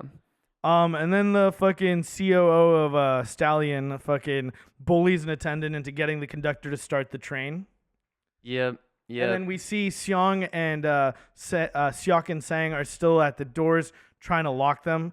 And they finally like do. Then the zombies just burst through it with fucking sheer power. Yeah, the glass breaking here definitely stood out to me as some of the worst CGI. Just like did not look good at all to me. I didn't mind it at all. I thought it was fine.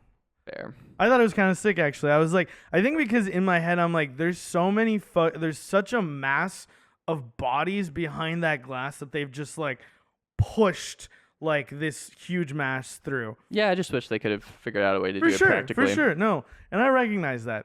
I think I just was like so caught up in like the logistics of like how like a glass just like bursts like that from like the pressure of like, you know, a horde of fucking zombies. Yeah, I mean it's like a sick concept for sure. Yeah, we get into just like a lot of fighting. I think we get Sunghwa gets like one of the riot shields and the batons, and he's just like going ham on the zombies, which is great. And then he barely makes it on. And then I think they're all on the train at this point. We have the conductor calling, trying to figure out where they can go, and someone suggests Busan, but he's like, we haven't gotten a hold of Busan. Yeah, he's talking to like I guess like the director of the navigation or whatever, who is basically saying like. Someone from like a central location who's been talking to the different stations. Yeah, and he's like, get back to me when you hear back from Busan. And also the different like groups of people have gone on at different like places on the train. Because we have Seong Kyung is with Suwon and the weird dude from early and I think one of the older ladies. They're stuck between like zombie cars. So they like go to like hide in the bathroom. Hell yeah. And I think then one zombie notices them. They all notice them. Then we cut back to the conductor over the PA saying that we're going to Busan. We're not going to stop anymore. And then the COO again, he has like a walkie. I think he stole the attendant's walkie-talkie to the conductor. Oh, yeah. And he's like, have you been able to reach Busan? And they're like, no. Yeah. And then I think the baseball girl and guy, we see them talking on the phone to each other. Yeah, he calls her. This is a great moment for them where she's just like crying and then he starts crying. And it's like, that's when they realize like, what the fuck are we doing? Like, we both like each other. Like, why haven't we just admitted I think that? they're the only two at this point from the baseball team who have made it. I think the rest were lost in the shuffle. And there's a really cool like shot transition where it's the girl on the phone with him because she's like, think in the same room as the COO and stuff, and she's on the phone with him, and then like we do this sick transition to now we're with the baseball dude who is with Sang and Seok, you know, and Seok is trying to call his daughter, and Sang is also on the phone, and what's great is that Seok is trying to call his daughter, and Sang is calling his wife, but Suwon answers Sang-hwa's wife's phone. Yeah. And you see like Seok notice his daughter's voice through the phone, and immediately I love that sort of like moment of like dad senses are tingling, you know? Yeah. And that's when they find out that they're getting attacked in car 13. Yes, in the washroom of car 13. Yeah. So now we got a mission. And we again cool like sort of like the fucking geography. They know they're in car 9, and he like looks for it. He sees all like the fucking zombies, you know? And it just like so smart, sorry to interrupt you, but it's just so smart the way that they set up getting on the train at different places, which totally makes sense. Everyone's separated by zombies and stuff. So it's like adding such a great tension, because you could have easily just had them all get into the same car and then it's like, okay, well, how do we make tension from there? It's like, no, the tension is inherent to them just trying to escape and survive and where they ended up on the train. Yeah, for sure. And also I think so they know that they're in train 13. He like Seok almost just immediately goes to, but Sang's like, wait, we gotta think about how we want to do this. Like we have to like play it safe and we have to think it out. And the baseball dude is like, they're in like car 15. Yeah. And that's when you see like shot of car 9. And you're like, okay, only four cars away. And this is like, we see the baseball player wrapping his wrists and Sang taking off his jacket, saying all lead. And I love the marching order here is sick. You have Sang in the front, the baseball player in the middle, and then, the baseball player in the back, and Seok in the middle, wrapping his fists as well. Yeah. But like, I love how like they're like, the baseball player and like Song are like just so fucking ready, like whoop ass. I love it. Yeah, it's very fun. We get a cool exterior train shot too, kind of I think setting up the scale that they're actually going to have to cross. Because we are thinking, he says only 4 cars, but you're like, dude, that's a lot. This is gonna be insane. That's a lot of zombies. Yeah, we get the awesome fight here. It's ridiculous, like so over the top. There's a part where Sung Hwa just like grabs a zombie and throws him against the ceiling. It's sick as fuck. It's awesome, but it's like, I don't know. He's a fucking Are you really beast. that strong? That's crazy. Dude, I mean, he used to be a personal trainer, dude. It's wild. There's also the part where he says to him, you're a fun manager. Clearly you're good at leaving useless people behind. Yeah. There's most of the choreography is amazing in this movie and pretty just like impeccable. I did notice like it felt like a little too choreographed here, where you have Swang Hwa in the front, and the zombies like they're like, if you watch one on the left in particular, it's like waiting for him to pass to go after Seok Woo. Like just feels very like, okay, now your part is that you attack him and you attack it. Like it doesn't feel like mindless zombies charging them. Yeah, for sure. Especially with the way that they've just like pushed through with like such like sheer sort of like stampede power in the past. Yeah, it felt a little unrealistic, but whatever. It was fun. Yeah, it would make more sense if that was like maybe like darker or something. Like couldn't really see them, but they're like in full broad daylight at that point. Yeah. Oh yeah, they do go through the tunnel, which is sick as fuck. Yeah, and then the I tunnels do love that keep moment coming back. Yeah, because like. Seok is overpowered, but he like pushes a guy away, and then Seok and Sang are both overpowered again, and then there's suddenly that dark tunnel, and the zombies freak out and stop attacking. Yeah. Oh, and there's a great like long one take here as they're going up against the zombie baseball team, which is very fun. Yeah, and we do have this moment where the guy like hesitates, like seeing his teammates like having turned, like Yeah, and. Yeah, the when they're in the tunnel, like it was just like a little confusing lore wise, like what exactly is happening here, because they're like the zombies are like on them, and then as soon as they go into the tunnel, it's like they're completely lost where they were, but they're like literally like putting their hands on them. Yeah, no, for sure. It does feel like very much like a narrative tool to kind of like let's find some sort of like weakness to like help propel them through the train further, or like a tool that they can use. It would have been cool if it was set up more and like sort of like made to like have a little bit more like rationale, like how like the way that it specifically works. Yeah, it was just, like I buy them losing where they are in the dark and stuff. It's harder for me to buy that when they're literally grabbing you, they just forget. Yeah, like for sure. They're totally lost now. No, I agree. I don't think you need to have them like realize it like that. I do love like the like how striking it is, like them going into the tunnel and like suddenly they're like freaked out. So if it was like set up in some way why that sort of like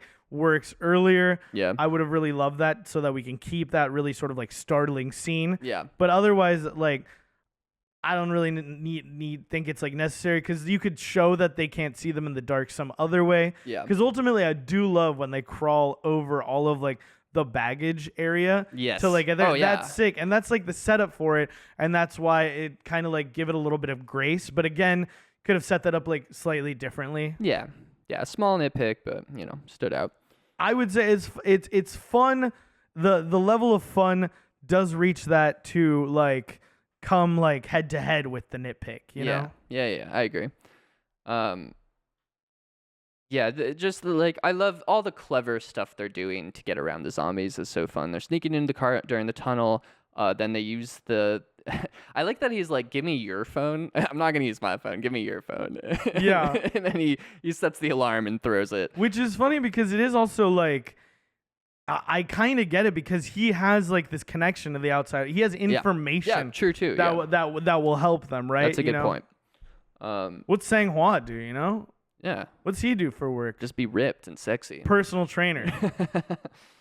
And then the phone alarm is like the final hurdle to get them to reunite again. Yeah, they get to that bathroom where everyone is hiding. Yeah, and I love that they peek in, and there's just that moment of looking at him, but then they get out of the tunnel, and they're like, oh, fuck, we need to get back into the bathroom. And they're both stuck in opposing bathrooms, which is fun. Yeah, I also like when they are like reunited that Seong Kyung like punches like Sang-hwa like, dude, you piece of shit. Yeah. Like, you left me. Yeah. This is very cute. Yeah. And this is the part where we do have because yeah, it does get lit and then they get separated, like you said. And then that's when Sang says to Seok, like, you feel good seeing your kid thanks to me? You grateful or what, you know? Yeah. And this is where he also says, why is your ringtone so tacky? This is really fucking funny. And yeah, a little like, how do you not know this in this era? But he's like, how do I change it? Yeah, I love it. No, that's so real, dude. It's so, I mean, it's like, 2016, Yeah. you know, I would believe it. Yeah. Like, you know, I liked his ringtone. I know Fuck people the who are haters. like my age who like don't know how to work like technology to the where they just like, or they just don't have any interest, you know? Sure.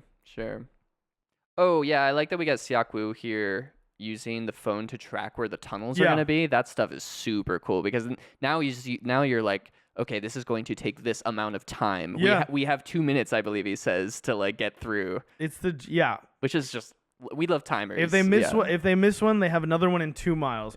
And it's not just the geography of the train, it's the like the track and where it's going. That's very cool. Yeah, I That love shit that I a was lot. like, hell yeah. Yeah, I think that's really good. Really good stuff. Really good. This like as a like geographic layout movie and as like a movie in motion, Yeah. like I think fucking slaps. Yeah, absolutely. Fucking slaps. Absolutely.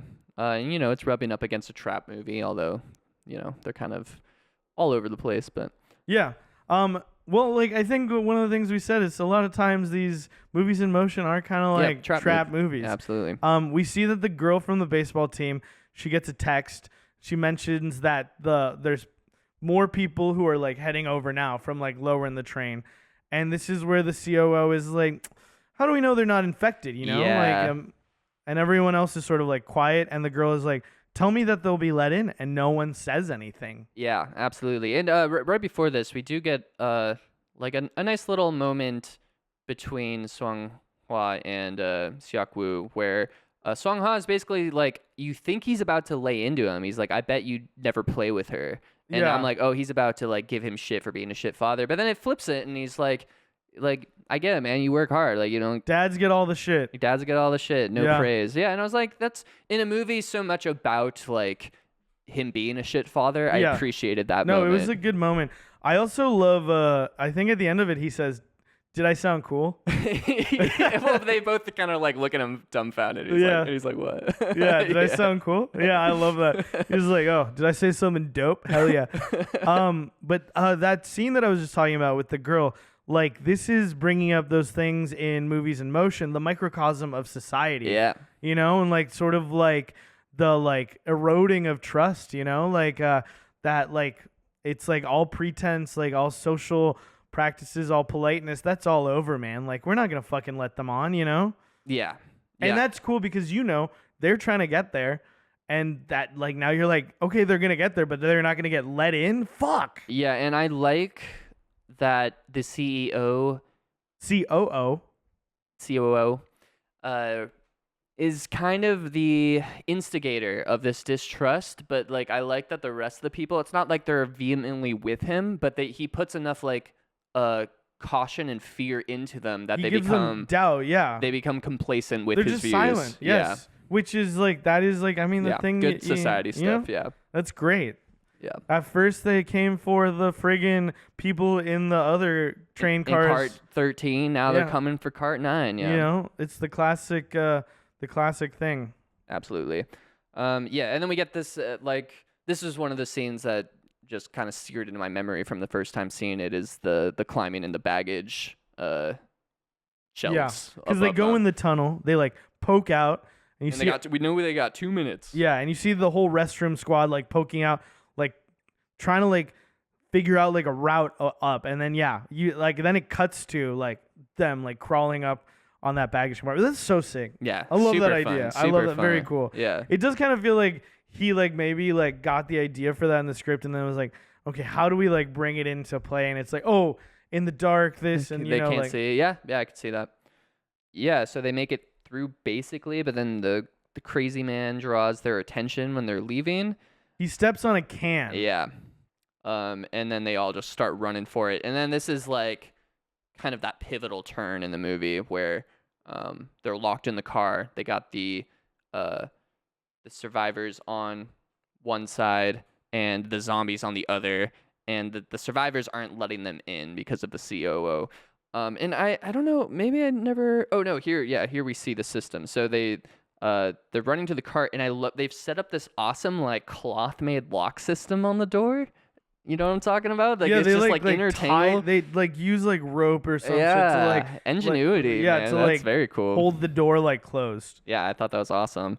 And they're not letting them in. They're pretending they're not there and like just pretending to be quiet. So fucked up, bro. It's so brutal.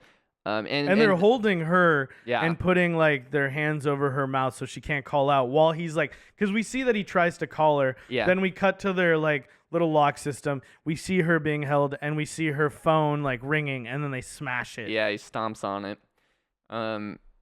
Yeah, and then we got Songhua getting fucking bit on the hand here, and just like, damn it, man. Yeah. It's such a good character. You hate to see him go out like this.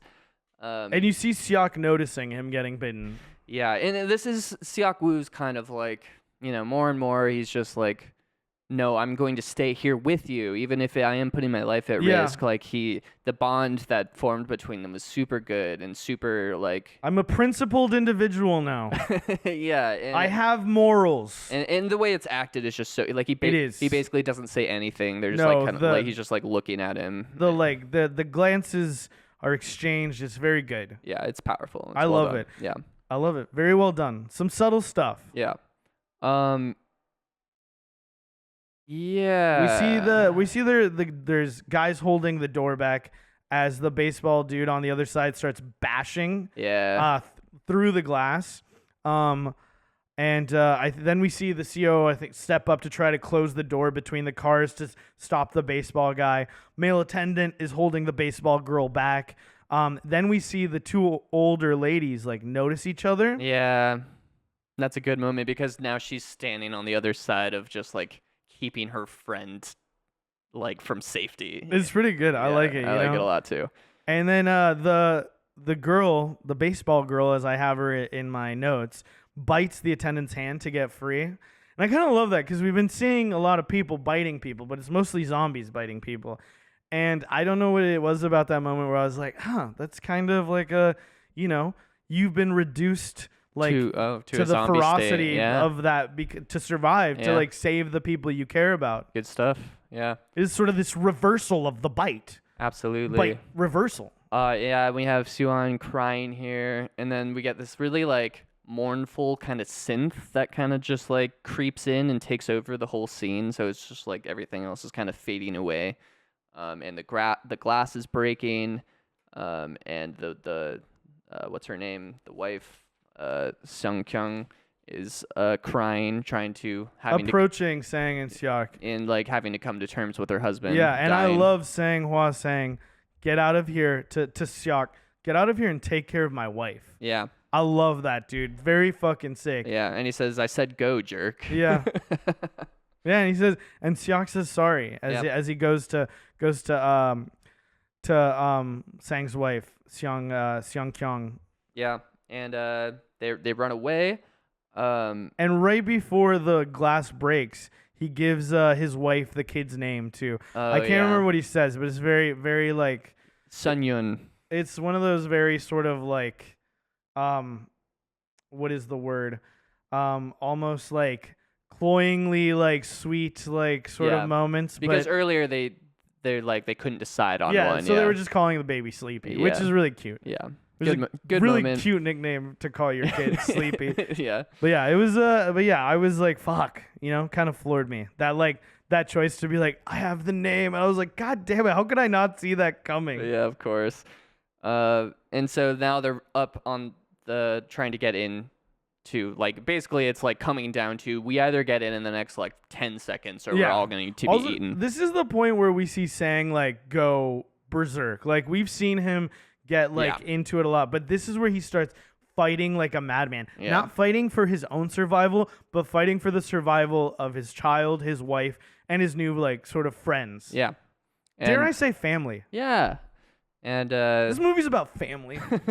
and yeah, I just wrote here, goes out like a boss. I mean, it's awesome. No, it's amazing. Yeah. And also He's still holding them back as he's like turning. Yeah. Which I think maybe perhaps there's like a commentary on like your like will and like your strength of like sense of who you are and how that affects, because that's what it feels like in that moment where like this guy's so sure of himself that he's like able to like hold it back like a little bit like hold it together longer than somebody else, you know? Damn, you're making me think about some of the other scenes more too with that, because it's like what you kind of joked about it earlier with the businessman at the end, like not even realizing he had turned, but like the commentary there of, well, you are already a blood-sucking fucking zombie, or like, you know, like Yeah, like maybe it's like a commentary on like the morality or like how corrupted someone already is. Perhaps there's a little bit more at play there that we're not necessarily considering. Yeah, it's something I'll definitely keep in mind when I watch it again. I think that's the most like Sang-Hwa's turning is probably the most like the best like sort of evidence for that. Yeah. Just because you see that sheer will to like keep it. He's not just keeping the horde back. He's like keeping the like back. infection, Yeah. which is so good. Like Yeah, it's so good. It's good. And that's also kind of cool with the setup of how quickly other people turn earlier on. Again, the lady running in, cleaning the wound. There's some inconsistency in that, but c'est la vie, you know? As we say, fun, enemy of the nitpick. That's right, sir. Bow to the bit. Out of the bit. What was the last thing we said? Oh, finger the finery. Finger the finery. Finger the finery. And just a great symmetrical moment of Seok-woo now being on the other side of the door that he had tried. Like now he's experiencing what it's like to be locked out. There's an awesome, really slow-mo scene of the eye contact between the two older ladies as well. Yeah. And I think this is where one of them is overrun. Well, she basically refuses to go. Yeah, She yeah. kind of just accepts dying. Yeah. And gets eaten. Ugh. Yeah, and they get in. So they break through. Yes. And then they go to the next cart. Yeah. And yeah, they have this big confrontation here, and I think Seok punches the COO. yeah, I'm a little. This part annoyed me a little bit because they're all yelling to get out, and then they put them in the safer room.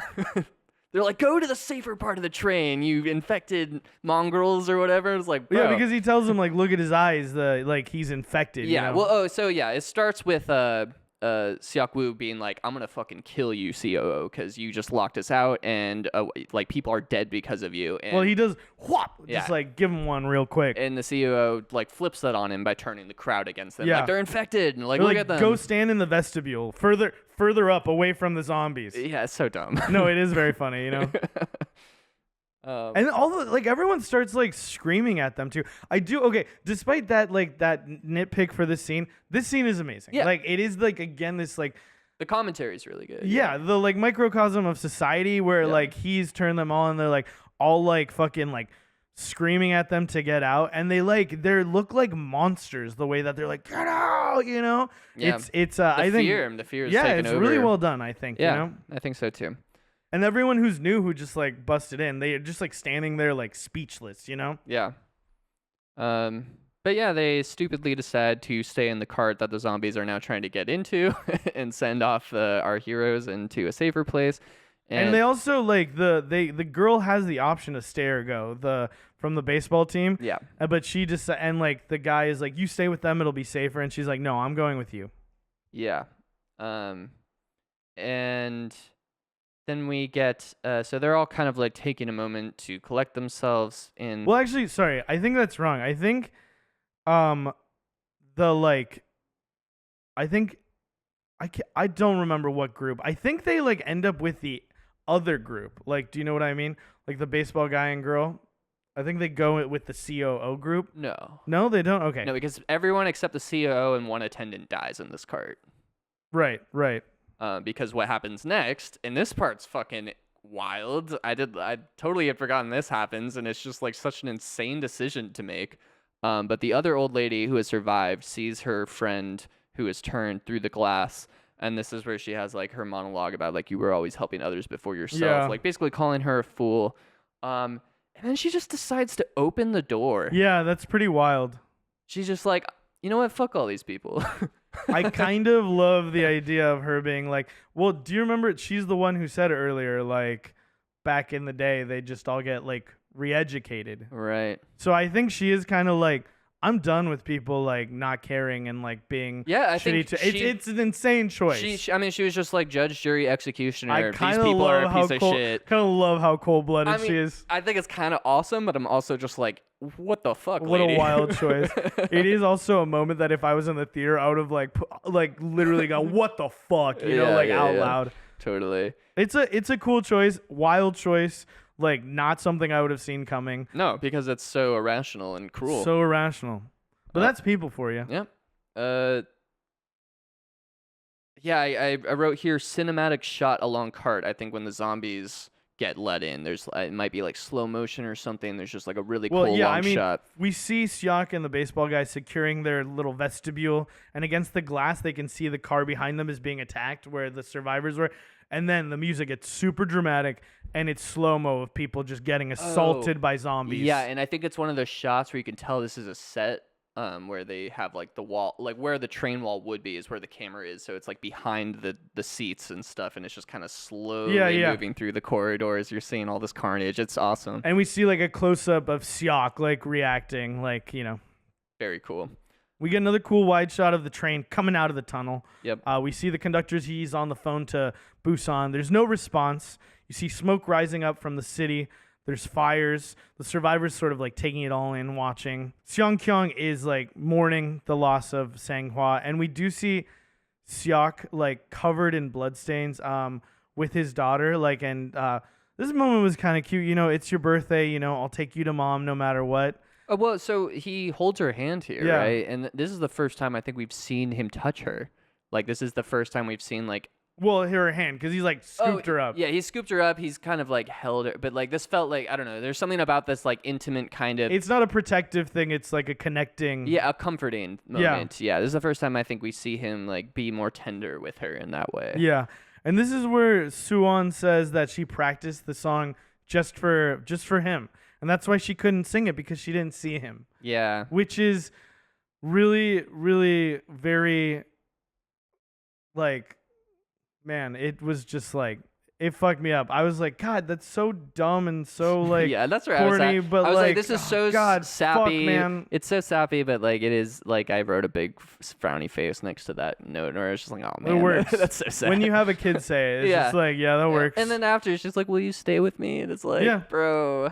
I think at this point, I did write, this movie is on another level. Like the emotional connection I have to this like cast of characters is just like, it's not like Night of the Living Dead. Love that movie. It was super fun to watch, but the emotional connection was never there really. Yeah. And this movie really takes that to like a whole nother level where I'm really connecting so much with these people. And it's like, I'd almost be like, if in order to get there, you have to take some of these kind of sappy swings, like, I mean, go for it, like, it sucks when it doesn't like fully work, but I would say overall, like the movie was successful in getting me to like emotionally connect with all the characters. I teared up a few times, I think, at the end. Maybe, like once or twice. We've got Siak on the phone in the bathroom trying to call his ex-wife. Yep. But we have that it's unavailable. And I did make a note here that the cinematography with the mirror in the bathroom is so sick. It's there's two mirrors. So there's two mirrors reflecting into each other, which is always hard to film because like you don't want to get like the camera. So they might have had to like roto that out or whatever. But it just looks so sick because there's so much tension and kind of like the feeling of like his fate is in his hands at this moment. It's like he had Sangs for so long before this, and now he's kind of like the guy, Yeah. And then he gets a call from analyst Kim. Yep. And this is what like my question earlier that really confused me. He's talking about, so the name of the company that started all this was YS Biotech, I believe. Yeah. And he says it was the centerpiece of our plan. And like we did this basically. Yeah. And I just was like, how? Why? What? We only did what we were told, I think is like one of the things they say. But yeah, I'm not sure what's going on there. Yeah, I think our guesses might be the context we get. I think it's just a conspiracy sort of like element that's like not fully presented in the movie. Maybe it is, and we just like didn't pick up on it. Yeah, that's So, what I was you know, wondering. maybe on but another if viewing. neither of us picked it up, I'm like, maybe it's just not there. I don't know. Yeah, I mean, I think it's just like those little breadcrumbs we like heard before. Yeah. I don't think it's like to the level of like, ooh, if you actually pay attention and you look at the news thing on the bottom of like some footage, you can see certain things. And if you pay attention to when he's in the office, you can see the letterhead of like his office. Yeah. There might be things like that, but Yeah, like they didn't stand out to I me. mean, the thing that makes the most sense is what we already said, which is like they pulled funding, so the people that should have been making sure this didn't happen were like laid off or fired or whatever. Or maybe they just like rushed production on something to make a quick buck, or But they're like just like stock trader, fund managers, you know?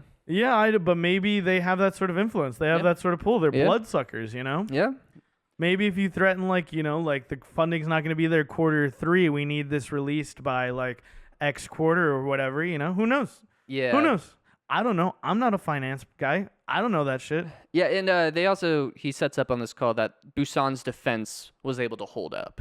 Yes, So that's- Busan succeeds in primary defense is I Yeah. think the line. Yeah, so now we know, like, okay, we got a shot if we make Yeah, it to Busan. for sure. I don't know finance. Ask me how to make a Negroni. I'll tell you any day. Oh, he makes a mean Negroni, I'll tell you what. It's going to be 1 ounce of Campari, 1 ounce of sweet vermouth, 1 ounce of gin. Damn, look at that. Stirred, double strained into a rocks glass, and usually over Big Rock. That's the way I like it. Garnished with an orange peel. Making me thirsty, brother. So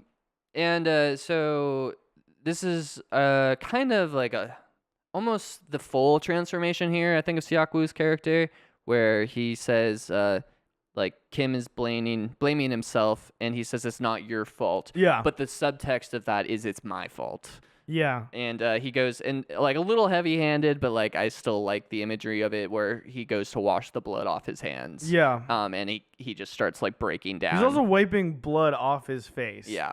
Because he has like the splatter all over him. He also like is going to say one more thing. Like Seok wants to say one more thing to him, but the phone like hangs up prematurely. Yeah. And yeah, I mean, Seok looking in the mirror, wiping his face off. We all need mirrors to remind us who we are. That's right, Alfredo. Yeah, and you know, symbolism of trying to wash the blood off your hands. Yeah, but and you he can't like really, breaks down and starts Yeah. crying. It was I mean, it's one of the moments where we really see him at his like most vulnerable. Yeah. And just really coming to terms with his regret over the person he was, and, Yeah. and seeing how like short-sighted he was on what it Yeah. means to be Yeah. alive. Yeah. You know? And Gong Yu sells it so hard, dude. Yeah. Like it's like Oh, heartbreaking scene. amazing actor. Yeah. Really well done. Really, really good. And then he then I think we have the train jolting again. Yeah. Everyone's freaked out. Seok runs out, grabs Suwon immediately. And I love how quickly he springs into action like that, you know? Yeah. Kind of like this, he's had his like apotheosis, you know? Yeah. Yeah, it is kind of his apotheosis, I feel, because like we do get big decisions he makes, but because usually I think you get the apotheosis later, but I do feel like he's kind of come into the full new, like the theme of rebirth is kind of complete here. Yeah, I feel like this is late enough in the movie. It feels like a good spot for it for sure. Like Yeah. I think structurally, like time-wise, like page-wise, feels like roughly the spot. Sure. I guess I feel like when I have been looking for the apotheosis moment, it's usually during the actual like final climactic scene. Yeah, I don't think it always needs to be like that. I think No. happened in Spider-Man where like we had like and in like the Matrix as well. But then we get the conductor, he's stopping the train and we see there's cargo containers on the track. They're at a station, you know. There's a blockage and he says that they're going to wait for a rescue train team or another train to Busan. Yeah. That's the name of the movie. Oh my god. Train to Busan. Oh my god. And then when the message concludes, the conductor says he's going to go see if he can find another train on the leftmost track and Yeah. tells survivors to join him there. Yeah, and we also see that the CEO and the attendant that he had kind of taken under his Yes. wing have survived in the bathroom. Yes. Which is the first time we've seen them. Yeah, you kind of assume they're dead Yeah. unless until you get to this scene. But I feel like if you're paying attention and you know about cinema, you're like, no, you show that CEO dying if you're gonna set him up this Yeah, much. for sure. Absolutely. And then I love the conductor jumps out to go find another train. The first one he finds has a bunch of zombies. Mhm. And he jumps out and just like traps them in that train and goes off. Yeah, and then they kind of start coming out of the train as well. Yeah, we see Seok sort of surveilling the scene at the end of the scene with like the like announcement, and then we see him again like watching out through like a window. We see Seong Kyung asks if somebody's gonna rescue them, and Seok says, "I've heard Busan is safe. We got to try and make it there." And then our crew pops out of the train, Totally. and they walk past that train that the conductor closed. Yeah, and then I think we see the conductor finding the train. Where the And- conductor is a zombie. Yeah. It's a mirror of what he could have been. yeah. And another one of those shots that just like, and it's just like it was a far out shot of the station. I'm like, this station looks great. Like if this is just a train, like it looks awesome. And it's just a wide shot of this train station, but it looks so good. Yeah. But yeah, the conductor's able to fire up the train and get it started, moving it a little bit, I think. Then we see, again, the COO poking his head out of the bathroom. There's a shit ton of zombies. Oh, yeah. And this is the part where the attendant is like, is the coast clear? And he goes, yeah, you go ahead. And he just pushes him out into all the fucking zombies. Yeah, classic asshole zombie movie move. Just, as long as you can get away, might as well give them a distraction. Yeah, This escapes. This is a cool little sequence of events here. Oh, this part's wild. Yeah, so we see Seok and the crew are making their way through the train yard. Yeah. The conductor sees a train on fire Which coming looks awesome. towards him. It looks great. And then we see the baseball dude finds a train with no zombies, and Seok notices the vibrations, and then the train on fire crashes into another train and ends up on its fucking side, Yeah, and I've been critical of the CGI in this, and like you notice it here, but I think it's a step up from a lot of the CGI I've had problems with, where like it looks awesome, like this whole train flipping and derailing and everything just going into chaos, like it looks great. And then we see that the baseball guy and the girl, they're like coughing. They've survived this sort of like explosion, and they're like, "What are we gonna do now? Keep moving." They get into a train. They can't open the door. He bashes the window. We see the COO leaving the other train. God, this made me so mad, dude. Yeah, and he storms in and throws the baseball girl into a fucking zombie. Yeah, just it was so. I think it was like how understated the moment was. Yeah, he just like runs in and unceremoniously just like throws her out And like a fucking she zombie. immediately gets bitten, and it's just like. And the baseball guy's like, no! Just like the slightest advantage it gives him, just like totally throws this love story under the train that's been getting set up this whole movie. I think the fact that she turns and eats him is sweet, and I think it's a nice little conclusion of their romance. They are now one. No, I did think it was a fitting end, her dying in his arms and her eating him, and it just like solidifies what I was saying He about. also says like sorry as he's holding her. Yeah, and it solidifies what I was saying about like some of the cautionary tales that are set up in the story. Like, don't tell the woman you're interested in. Like, admit your feelings while you have time. Like enjoy your love together. And so if they had gotten out together, it undercuts that kind of story of like, no, like don't do it when it's too late. Yeah, absolutely. I get it. Hey, you know who you are out there. I love you. Love that. Okay. Before I get turned into a zombie, does anybody want to admit they have a crush on me? We see the CO popping out of the train, running towards that moving train. Yeah. Seok is unconscious. Yeah, they wake up. The way this looks is awesome. Yeah. Talk about a great practical set. They're trapped between the two trains. One Yeah. is full of zombies tilted towards them, onto them. Very cool. I love it. It looks awesome. Oh yeah, and then we get this moment where the conductor is like moving the train, and the CEO's chasing after him, and he's like, I gotta help him. I'm too good of a person.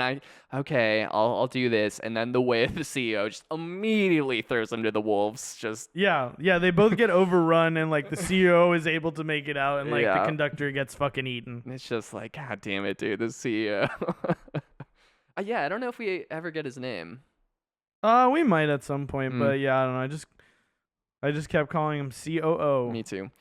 The crew escapes from the collapsing train.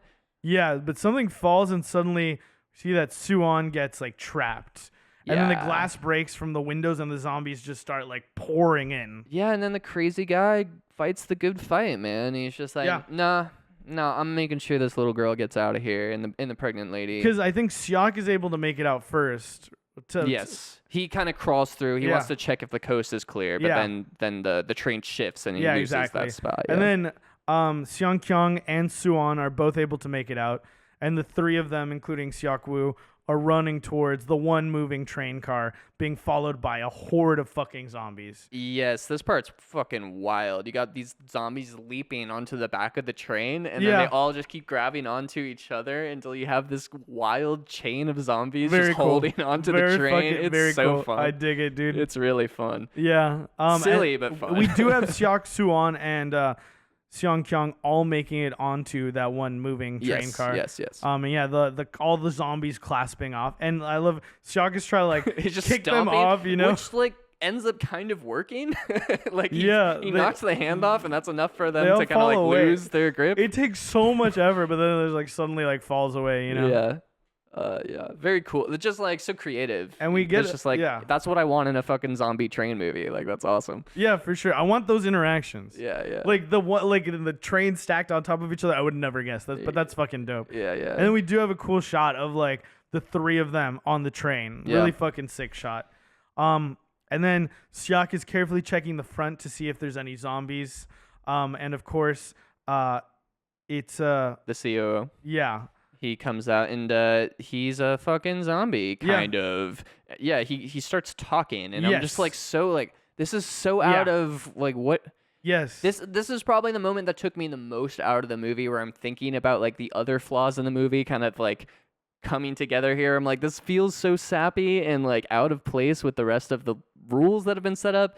But like, you have helped me appreciate it a little bit more with some of that, like what you're saying. I do kind of with like it. I Sonya. like how it affects people differently, like based on like, because I mean that happens with diseases of all sorts, infections as well. Like people's immune systems are different. I kind of like it. I wish maybe it was subtly, like I don't want to say showcased, but like hinted at a little bit more. Yeah, I think it was also the way the CEO acted it, where he's like, Help me. you're infected, and he's like, huh? And he looks down at his hands. He's like, oh. Yeah, like, no, it's just like a weird. I don't know. It just felt out of place. He's like, no, and then he like lunges at him. Yeah. He does have that like, yeah, my mom is waiting for me. Like, damn, bro, that's heavy. Yeah. So like a little moment of humanization, I appreciate. It's just like it just felt off to me. For sure. But then they wrestle. They do a good little wrestle. Final boss fight. He overpowers Seok at one point, and it seems like he bites his arm, but like it's not quite clear from like the angle if it like he like fully connected. Right. And then Seong Kyung, the ultimate fucking hero, This as all move women is are heroes. sick. You know, women are heroes. I Oh, love yeah. women. They you know, they carry children, you know, they give birth. That shit's hard, dude. That is hard. I biologically can't do that. I think you just have to believe in yourself. Yeah, you're right. And I will say, okay, I'll recognize not all women are biologically able to give birth to. That is not the only source of their value. Women are, you know, just beautiful human beings. I think you should keep going on this for a while. I could keep going for a long time. I voted for Kamala Harris in the 2024 election because I think it'd be sick if we had a female president. And yeah, anyway, moving on. Seok Woo's final fucking action hero moment here is so badass. He wraps the chain around himself so that he can throw him and the COO off the train so that the chain will catch him. Yeah, we So do see cool. like I love the that. bite mark too Yeah. on his hands. Yeah. But yeah, that is cool. Like the mechanism of like, I'm gonna keep myself on and get you like Just off. just clever, good. So many other movies would just be they wrestle until he throws him off the train, and this instead it gives you this awesome, clever like final send off. You know, I love that. Then he pulls his daughter and Seong Kyung towards the front of the train, and he's telling Suwon that she has to stay with Seong Kyung. This part, man. This part, I mean, dude, this is again, I think there's a lot of sap here, dude. This is a nice big old tree, but fuck. Yeah, no, it got me. I did tear up here. Even like I was like recognizing how sappy it was while it was hitting me. This is effective sap right Yeah, here. it's effective This sap, is yeah. some maple syrup right here, you know. Because she brings back the "Stay with me, please don't go." Well, like, she also all that. says, "Stay with me. It's my fault." Yeah. Like she feels like she has driven her parents. Who knows, right? The rationale, but she feels like she's actually, somehow responsible. what for I all thought this. it was because she wanted to go to see her mom. Right. So that's right. why they're here. But that's what saved them. If they had stayed there, they would have probably Yeah. gotten overrun. Probably, yeah. Yeah. It seems like Busan is safer than wherever they were. Yeah, seems like. Yeah, I mean his mom died and she was staying there, right? So yeah. Yeah. And oh my God, Suan, the actor who plays her just fucking knocks it out of the park. She's like inconsolable and just like bawling. The actor's name is actually, consequently, her name is Kim Suan. Weird. Whoa. But But yeah, so fucking good. So good. yeah, I was really impressed by her performance. She's so young too. Like there's a lot of good child actors, but usually they're a bit older when I'm really impressed. She's really young and yeah, really like killing maybe it. like 6, Yeah, 7. Like she's awesome. I don't know. Yeah, very good. But yeah, then there's like the flashbacks He's to like holding her being as born a baby. as like his pupils start getting cloudy, you know? Yeah, well, there's this there's this moment where he just has to accept that that was the last moment he ever sees his daughter, and he's just crying at the back of the train Yeah. while he's slowly turning. Oh man, his face. And then you get that moment of him holding her as a baby, and it's all in white. It's again, very heavy-handed, very sappy, showing you that the true meaning is that he should have seen what was more important in life. But I love that it just ends with him smiling to at and least now accepting. treasure the time that he did have, since it is his last moment. And his silhouette diving off the back of the train. Yeah. Fuck. Well, yeah, the way it's him just tilting forward too. Yeah. It looks so good. Yeah, it is not like a dive. It is really just falling off the back. Yeah. Really Great really imagery. Good, Yeah. Then we see the train rolling on. Both Seong Kyung and Suan are both crying. We see the bodies and a barricade on the tracks. Yeah. The two of them getting off the train. Yeah, I mean, I thought about it for a minute, but you could figure it out. I guess I'm like, would they just be able to know how to hit the brakes and I think slow it trains have over? big emergency brakes that you can probably just pull. Yeah, you could probably make that work. Yeah, I'm sure you could figure it out in a pinch. You could figure it out. Yeah. Oh yeah, one thing I really appreciated here. We talk about palate cleansers a lot on this channel. And just you have this big on heavy the show. Yeah. On this podcast. You have this big, heavy, super dark, emotional moment, and then it's just shots of the mountains and stillness and peace, and a big shot of the river. And even though there's dead There's bodies, in the river, yeah, but it's still so serene it is, and peaceful. It's very quiet, and it's just that. I just thought that was such an effective moment to catch your breath. Reminds me of the scene at the end of Night of the Living Dead when it's morning. Yeah. Just super effective. Stood out to me. Great stuff. And then we get kind of the final tense moment of the movie.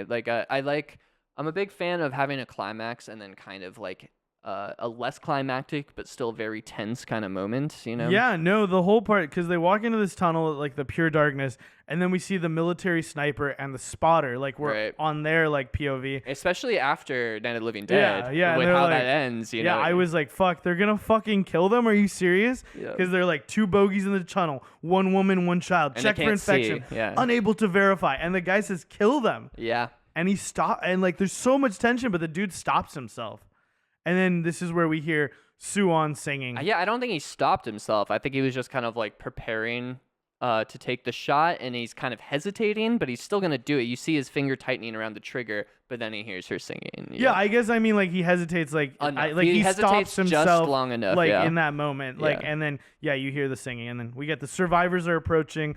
They move towards the tunnel, and you see Suan just singing with the tears in her eyes. Again, amazing performance by Kim Suan. Yeah, and the lyric, "We'll meet again when the flowers bloom." Yeah, bro. Yeah. And then it ends. Yeah. Good movie. Really good movie. Really well done. Yeah, I was just awesome movie. Great zombie movie. I'm gonna be watching it throughout the years for sure. Yeah, I'm gonna say tier ranking. What I will too, dude. I actually bought it just right off the That's rip. awesome. I was like, oh, this is sick. I think I'm gonna say I'm gonna give it a high A, but I really, really strongly considered S. And I think maybe in the future might go to that level. But for now, I will give it A. That's awesome. Yeah, I've been kind of back and forth between B and A because I have enough tonal things, but like it also is so good in so many ways. I think I will land on A. Really good movie. Hell yeah. Good movie. Speaking of good movies, Yeah, next week we're gonna watch a good movie. we are. It's Shaun of the Dead. Shaun of the Dead. I love that movie. First one this month that we've both seen. Yeah, and just good idea to do like a great funny parody. Like Wait, it's funny? Maybe I haven't seen it. yeah, no, it's super serious. But speaking of palate cleansers, it felt like, and I think it's such a good zombie movie to watch for a category about zombies because it's deconstructing the tropes of zombie movies. So that'll be fun. Yeah, for sure. I would say I think that you might be able to, if you've listened enough, you might be able to see that we do have, in some categories, did totally have this approach of like, when we do have like the option for like something that's a little bit sillier, say like a Clue. Yeah. Putting in that like nice little third slot feels nice, just kind of like, yeah, let's take a little breather from all this real serious stuff. But Yeah. I think it's gonna be a really fun. We're gonna have really fun exploring the themes in like a more comedic setting because that movie I think does a great job of all of this shit as well. Yeah. I also haven't watched it in a while. Yeah. No, it's like, from what I remember, it's a good zombie movie while being a hilarious like comedy. Yeah, I mean It's both. It's able to do both. Simon Pegg and Nick Frost are just fucking hilarious together too. Yeah. Yeah. No, I think this has been a great spread of zombie movies so far because we got just like the OG, which is just like a horror thriller kind of thing, and then we got this fun action drama, and now we're going into like a straight comedy. And also, like, I just love getting to have like the like perspective of like a culture and like zombies, and like and like what they value and what they want to like sort of teach. I thought it was really sick. I'm excited. Should be fun. Well, I mean, it seems like unfortunately we're arriving at the conclusion of this episode. That's right, Alfredo. So this always hurts me to part you. Part me. Parting is such sweet sorrow. Yeah, he says, but he's parting me as in he's like he's bisecting my like my fucking cranium. Yep. So he can eat my brain. That's what we're doing Speaking next. of eating brains, please remember to like, comment, subscribe, tell your friends, call your mom, tell that girl, that guy, the one, tell them that you love them. Yeah, to tell your daughter you love them. Tell them you want to be with them. Yeah, go to your daughter's recital, you piece of shit. Yeah. Yeah. Stop working so hard. Love your family. Stop working so hard. And as always, we will see you in the brains.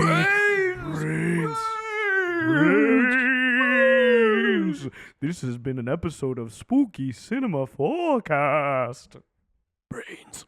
And remember, when you go to the deli, you gotta make sure to get the extra with the fuck yeah.